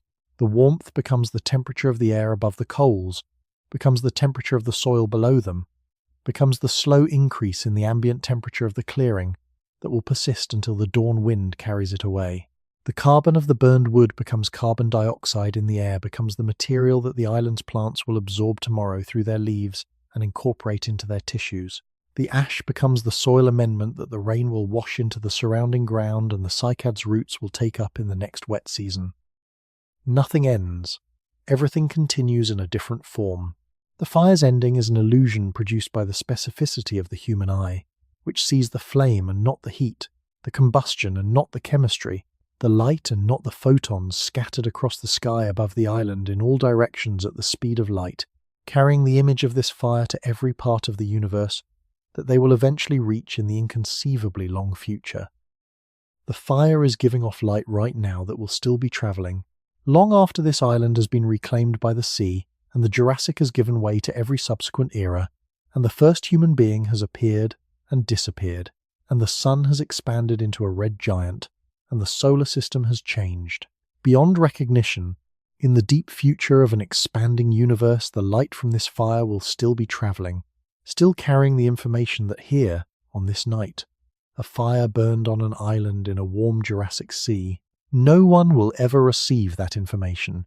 No instrument will ever be sensitive enough to detect it against the cosmic background. But it will be there, travelling, perpetually, in the way of light. This is not a fact that is meant to comfort you or to alarm you. It is simply a fact about the scale of things, offered gently in the last hour of the fire, when the scale of things feels appropriate to consider, because the scale of your own wakefulness is also collapsing toward its own ending, the ending of consciousness, into sleep, the temporary disappearance of the self into the dark behind the eyes where the body does its deepest work. The island does not observe this ending any more than the universe observes the ending of the fire's light. The island is occupied with its own processes, all of which continue without reference to your state of consciousness. The fungi extend their networks. The bacteria reproduce. The sauropods breathe in the interior among the tall conifers. The small mammal mother nurses the last of the night's alerts and settles into her deepest sleep. The pre-dawn bird in the canopy warms its voice for the morning's first call. The reef below the waterline extends its polyps into the dark water, patient and efficient, harvesting the night's zooplankton. All of this continues. All of this continues whether you are aware of it or not, whether you are here or not, whether you are awake or asleep or somewhere so deep in sleep that the island itself seems to have receded to a great distance, leaving only the most fundamental sensations: warmth, dark, the rhythm of breathing, the weight of rest. The fire breathes its last significant breath. The coals glow their deepest orange. The smoke rises in a thin line that the pre-dawn wind will eventually disperse into the general atmosphere of the island, making the island's air slightly different, for a brief and unmeasurable time, from the air it was before the fire burned. You have been part of what made this night what it was. The fire and you and the island, all three necessary to the particular quality of this particular night. A night that will never repeat itself in exactly this way, because nothing repeats itself in exactly the same way, because time is what it is. One direction, no returns. Each moment unique and therefore precious in the way of things that are unique. This moment is precious. This moment of the fire's last good hour, and the island's pre-dawn quiet, and the warmth that has been sustaining you throughout this long night. It is precious, and it is almost over, and that is exactly as it should be. Let it end. Let the fire settle into its coals. Let the night give way to what comes next. Let the sleep come all the way in. The island will hold what remains. The coals have a specific sound at this stage of a fire's life.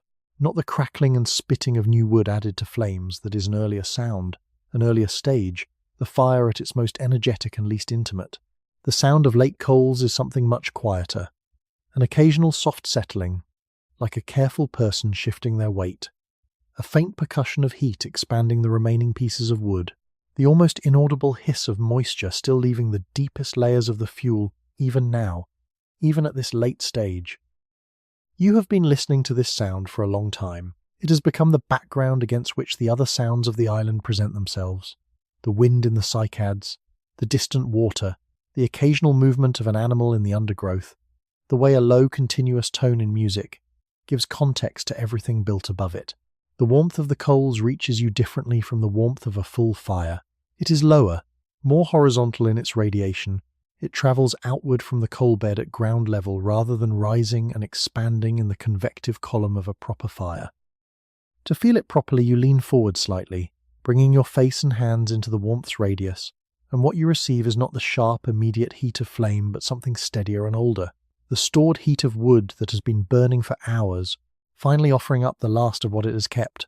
There is something in this that feels like generosity, though you know it is not wood, does not choose to warm you, does not know you are here to be warmed. But the sensation of receiving warmth from something that has been burning patiently for hours has the quality of a gift, regardless of intention. What will you carry back with you from this island and this night? Not physical things. You have touched very little here, and what you have touched has left no mark on you that would be visible to another person. What you carry back will be the quality of the night itself, the specific weight of the dark when the stars are very bright, the sound of sauropods breathing at the water's edge, the way the firelight moved across the cycad fronds, the temperature of the air in the last hour before dawn, the silence that follows the wind through the ancient trees. These are not facts. They are not the kind of thing you could write down in a notebook and reference later. They are something else, impressions perhaps, or more accurately the result of having been somewhere fully present and allowed the somewhere to be itself without intervening. The fire continues its patient reduction. A piece of coal that was glowing orange an hour ago is now nearly dark, its surface grey and still, holding heat but no longer showing it. The clearing around you is very quiet. The juvenile sauropod at the edge of the ferns has not moved in a long time. The tree ferns are still. The only movement, in the immediate vicinity of the fire, is the slow drift of heat above the coals, visible not as flame or light, but as a subtle distortion of the air above the fire's surface, the way hot air on a summer road makes the far distance shimmer slightly. The night is not over, the dawn has not arrived, but something has shifted, some quality of the dark has changed, some imperceptible alteration in the quality of the air or the density of the shadows that signals not the approach of light, but the completion of the night's deepest phase. The island has moved through its centre of darkness and has begun, very slowly, to incline toward morning, the way a ship changes its heading almost imperceptibly when the navigator makes a small adjustment and the whole vessel, tons of it, gradually begins to find its new direction. You are very tired. Not in the way that exhaustion is painful or urgent, but in the way that tiredness, when it arrives at last after a long, beautiful night, is simply the body's honest account of itself, the muscles releasing their readiness, the eyes softening their focus, the mind beginning to relinquish its hold on the sequence of things and to let the impressions of the night settle into whatever layer of memory they will occupy, that layer below language where the real experiences live, unworded but completely present, completely kept. There is a place beneath the island that the island itself cannot visit. It is not a physical place. It is not the volcanic rock under the soil, or the aquifer below the rock, or the deepest water below the aquifer. It is the place that sleep leads to, the place that the body has been building a path toward all night, in each slow breath, in each degree of warmth the fire provided, in each settled moment of listening to the ferns drip and the wind move through the conifers, and the sauropods make their slow passage through the dark. The island lent you the materials for this path, the fire's warmth, the night's slowness, the particular quality of rest that a world uncomplicated by human noise and human urgency provides when you rest inside it long enough. The island gave you these materials, but the path itself is yours. It runs inward, not outward. It descends rather than crosses, and where it leads is somewhere the island cannot go, somewhere the fire cannot follow, somewhere that belongs entirely and only to you. The fire is very low now, not out, still burning, still warm, still sending up its thin thread of smoke through the pre-dawn grey above the clearing, but low. The coals have given most of their heat, and the flame is a modest thing, small and steady and very close to the coals, not reaching upward with the ambition of earlier hours, but simply being what remains when everything that could burn has been given to the night. This is the fire at its most essential, just heat, just warmth, just the quiet transformation of wood into light and heat and ash, the completion of a cycle that began in the soil of this island, passed through the life of the tree, and returns now to the air and the earth in the gentle dissolution of the last good hour of burning. Your body is at its most essential too. The thinking has gone quiet or nearly quiet. The thoughts that remain are soft things, unfocused, moving through the mind the way the smoke moves through the pre-dawn air, without particular direction, without urgency, dissolving before they fully form. The body is warm, the body is heavy. The body has been in one position for long enough that it has stopped registering the position, has stopped producing the small awareness signals that come from the interface between the body and the ground, has simply settled into its own solidity and stopped arguing with gravity. This is the threshold, right here, right now. This is the exact place where waking becomes sleeping, where the night becomes the rest the night was built for, where the long journey of this dark, the shore and the waterhole and the pterosaurs and the rain and the small hunter and the deep sea and the midnight mammals and the volcanic stone and the stars and the wind and the returning sauropods and the fire's final hour where all of it arrives at. Its destination, which is here, which is this moment, which is the body at rest and the mind at the edge of its own dissolving. The island is full of sleep right now. The mammals in the cycad roots just beginning to stir, yes, but not yet up. The juveniles still nestled in the warmth of the nest. The stegosaur in the cycad grove standing in its pre-dawn position, warming its plates in the arriving light, but its eyes still slow, its movements still deliberate with the residue of the night's rest. The pterosaurs in the conifer, some already awake and oriented toward the sea, but others still folded in their roosts, still drawing on the last of the night's provision. The deep fish in the dark water beyond the reef still in their nighttime patterns, their metabolism at its nighttime low, their movements unhurried and close to the stillness that is as close to sleep as a fish can come. The island sleeps in layers. In the deep water and in the volcanic rock and in the spaces between the insects in the bark of the conifers and in the root systems of the cycads and in the bodies of every animal that rests in the dark between one day and the next. You are in those layers now. You are in the island's own sleep, the sleep of a place that has been accumulating rest for millions of years, the sleep that is not the opposite of life, but the form that life takes when it has done its work for the day and set it down. Let the layers receive you. You have been moving toward them all night. The shore was the beginning. The sauropods standing in the moonlight were the beginning. The gentle introduction to a world without urgency. A world with a different relationship to time than the one you came from. The waterhole was the deepening, the stegosaur drinking in the dark was the deepening, the first invitation to match your own rhythm to the islands, to slow to the pace of something that has no particular destination and no particular hour at which it needs to arrive. The pterosaurs were the first quiet. The roosting shapes in the conifer crown were the first quiet, the moment when something that spends its days in the extreme and effortful activity of flight was shown to you in its most voluntary stillness, folded into itself, surrendered to the branch and the night, and the rain, and the small hunter, and the deep sea breathing through the reef, and the mammals warm in the cycad roots, and the geological stone patient below the soil, and the stars ancient and unconcerned above the canopy, and the wind in the conifers, and the returning sauropods, and the fire's last good hour, each one a layer deeper than the last, each one another degree of release, each one a gift from the island for the long night's journey into rest. You have received them all.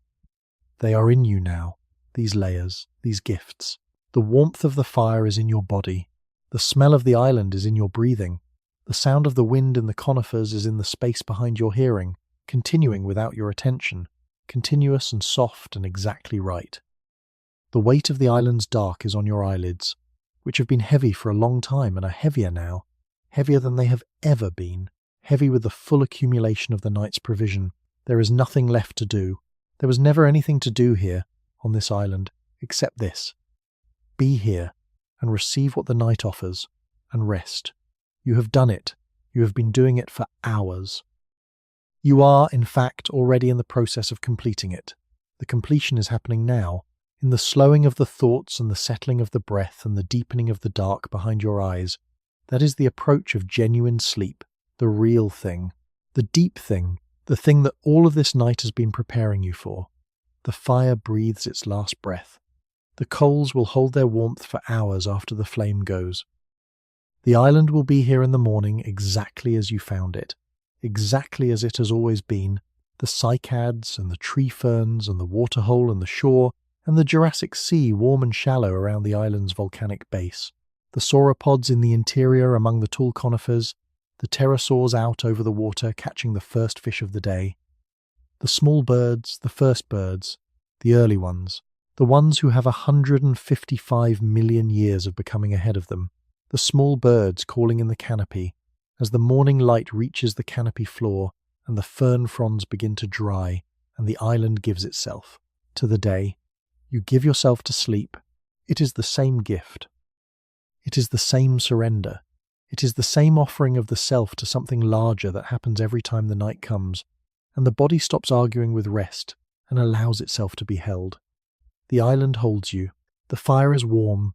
The dark is soft and complete. Breathe in, breathe out. The island holds you. Breathe in, the night holds you.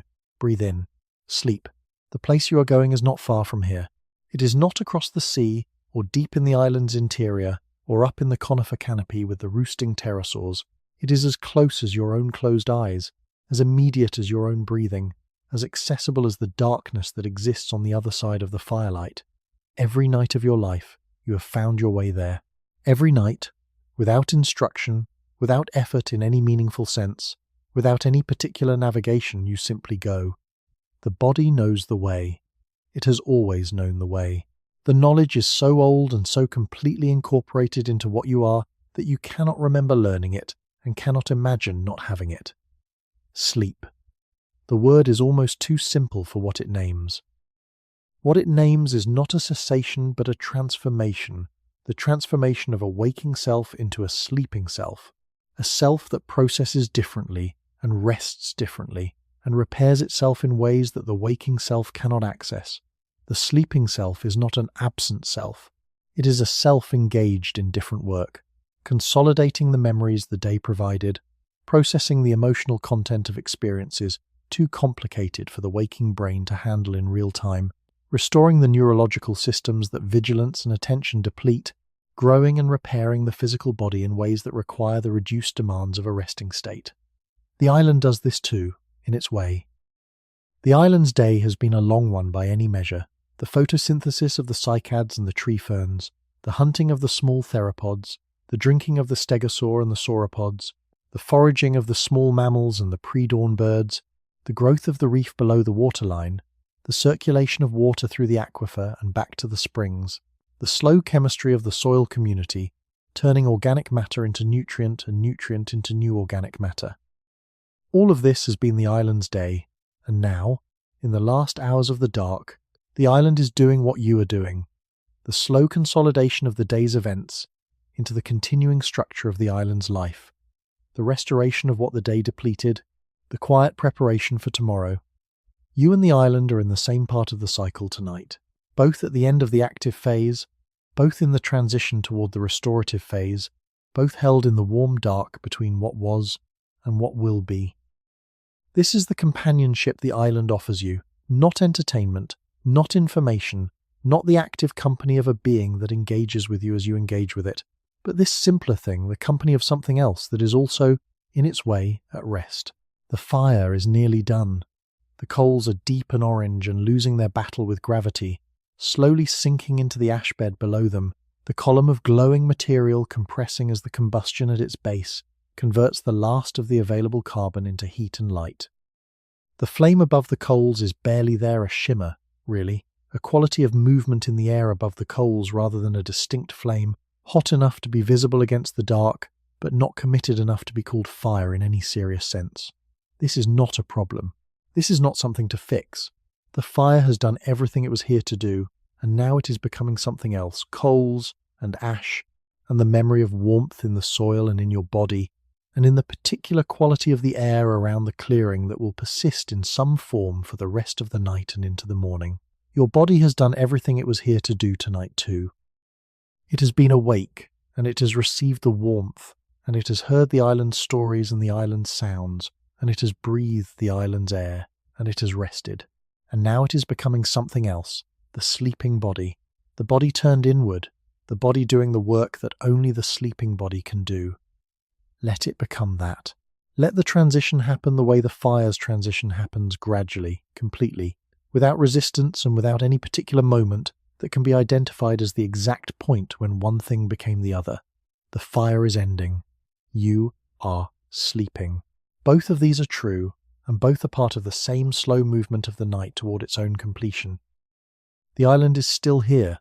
It will still be here when the sleep is done and the light has come back and the day has made its claims on you again. The island does not go anywhere.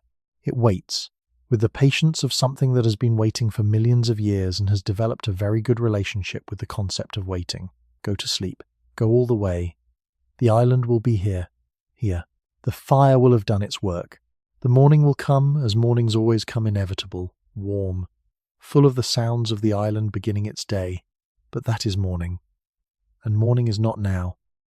Now is the fire's last warmth, and the island's quiet, and the dark behind your eyes that is the entrance to the deepest place. Go there. You know the way. You have always known the way. Go. There is a specific quality to the dark when you are very close to sleep, and it is different from the dark you see when you simply close your eyes in an ordinary room. This dark has texture. It has depth. It has, and this is the part that is hardest to describe, because language is a waking tool, and this experience belongs to a threshold that language does not quite reach a sense of interior space. As if the dark behind your closed eyes is not the inside of your eyelids at all, but rather a genuine expanse, a place you are approaching rather than a surface you are pressed against. The island is still there, on the other side of that dark. You have not left it. You are still sitting in the clearing by the fire's last coals, still in the warm volcanic air of the Jurassic night, still in the company of the sleeping ferns and the breathing sauropod and the millions of years of uninterrupted biological time that surround you on every side. But your relationship to the island has changed. You are no longer observing it from the outside. You are becoming part of it, part of its quiet, part of its dark, part of the long breathing patience with which it moves through the night. The sound of the fire is very distant now, not because it has become quieter. It is the same fire, or what remains of it, with the same soft coal sounds it has been making for hours, but because the distance between your listening and the sound itself has grown, the way sounds grow distant when you are travelling towards sleep, and the ordinary mechanisms of attention begin to release their calibration. You hear the fire the way you hear sounds in the moment before a dream begins, present, real, and oddly far away. The island breathes. This is not a metaphor, or not only a metaphor. Every living thing on this island is breathing right now. The sauropods, the pterosaurs in their roost trees on the ridge, the early mammals in their tree hollows, the insects in the ground litter, the tree ferns through their stomata, in the long, slow exchange of gases that is photosynthesis's nighttime reverse. All of this breathing is happening simultaneously, in the dark, in the warm air, in the hour before dawn. The collective exhalation of a living island is a real thing, a measurable thing, a thing that alters the chemistry of the air that surrounds you. You are breathing the island's breath. It is breathing yours. This exchange has been happening since you arrived, and it will continue, and in some very small and unmeasurable way the island will carry a trace of you long after you have left it. The deep place you are approaching, the place beneath the island, beneath the fire, beneath the night, and the stars and the cycling of the ancient tides, is not a place you can describe or navigate to with intention. It is a place that comes to you, if you allow it, when the conditions are right, when you are warm enough and still enough and have spent long enough in the company of something real and slow and alive. Tonight the conditions have been exactly right. The island made them right. The fire made them right. The sauropods at the shore made them right. Everything you have witnessed in this long, unhurried, extraordinary night has been moving you toward this place, this threshold, this final dissolution of the boundary between the watcher and the watched. Let the boundary go. You do not need it here. The island will hold you. The dark will hold you. The deep, slow breathing of the Jurassic night will hold you in exactly the way that sleep holds you completely, without condition, without any requirement, that you remain awake to appreciate the holding. The coals are very nearly dark now. The clearing is silver with moonlight and shadow. The juvenile sauropod at the edge of the ferns breathes in its deep animal sleep, its ribcage rising and falling with the tidal patience of a creature that has no anxiety about what tomorrow will bring, that has, in fact, no concept of tomorrow at all, only the enormous and sufficient present of this night, this clearing, this warm volcanic soil, This island suspended in the warm, shallow sea of the Jurassic world. You are part of this. You have always been part of this. The atoms in your body are atoms that were present in the Jurassic, in the volcanic rock and the warm seawater, and the tissues of creatures who lived and died 150 million years before you were born. The island recognizes you in whatever way islands recognize things, not with consciousness or intention, but with the simple chemical acknowledgement of matter encountering matter it has held before. Sleep, now. The island will keep watch. The fire will keep the dark at bay for a little while longer, and then the dawn will come and take over, and by then you will be somewhere far below the surface of things, in the deep, quiet place where the island's memory and yours have become, for a little while, indistinguishable. Rest. You have been awake for a long time, and the island has been patient with you, and it will be patient with you a little longer, through the dark and into the light. Thank you so much for watching. If you'd like to see more videos like this, please consider leaving a like and subscribing to the channel, as it really helps us continue making more content. Anyways, see you in the next one. The island is still there. It will always be there, in the particular sense that places which exist in the geological record are always there, preserved, verifiable, recoverable through the patient work of science and the willing work of imagination. 155 million years is not erasure, it is simply distance. And distance, as this night has shown, is something that the resting mind can cross more easily than the waking one. The fire you sat beside tonight will leave no ash in any layer of rock that can be found. The warmth it gave you will not appear in any fossil record. The path through the fern belt, the sauropods at the shore, the sound of the waterhole spring, the Rhamphorhynchus folded into their roosts in the conifer crown, none of it left a mark that the world's geology kept. Only the bones of the large animals, only the impressions of the vegetation, only the chemical signatures of the organisms in the ancient rocks. Only these remain of everything that was alive on this island on this night. But you were here. In whatever sense the imagination can be here, in whatever sense the resting body can occupy a place that exists only in the deep past, you were here. You sat by the fire and watched the smoke rise through the canopy and heard the rain and felt the warmth of the coals and listened to the footfalls of the sauropods returning from the shore. It was real in the way that sleep is real. Not the same reality as the waking world, but a different kind of reality. A kind that the body knows even when the mind cannot verify it. Carry this island with you into whatever comes next. Carry the fire's warmth and the fern's smell and the sound of the waterhole spring and the extraordinary patience of the stegosaur in the moonlight, drinking. Carry the dark between the trees and the stars through the gap in the canopy, and the wind in the conifer crowns and the small mammals warm in their cycad root nest. Carry the sea around the island and the reef alive in the dark, and the plesiosaurs breathing in the moonlit water. Carry the island's fundamental message, which is not complicated, which is simply, there is enough. There has always been enough.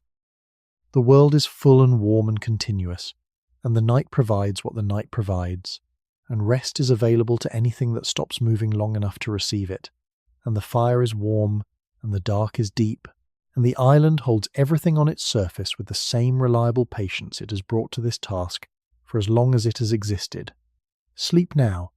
The island will hold you too, and when you wake, it will still be there 155 million years away, patient as always, full of its ancient living, waiting for the next long night by the fire, waiting for you to return.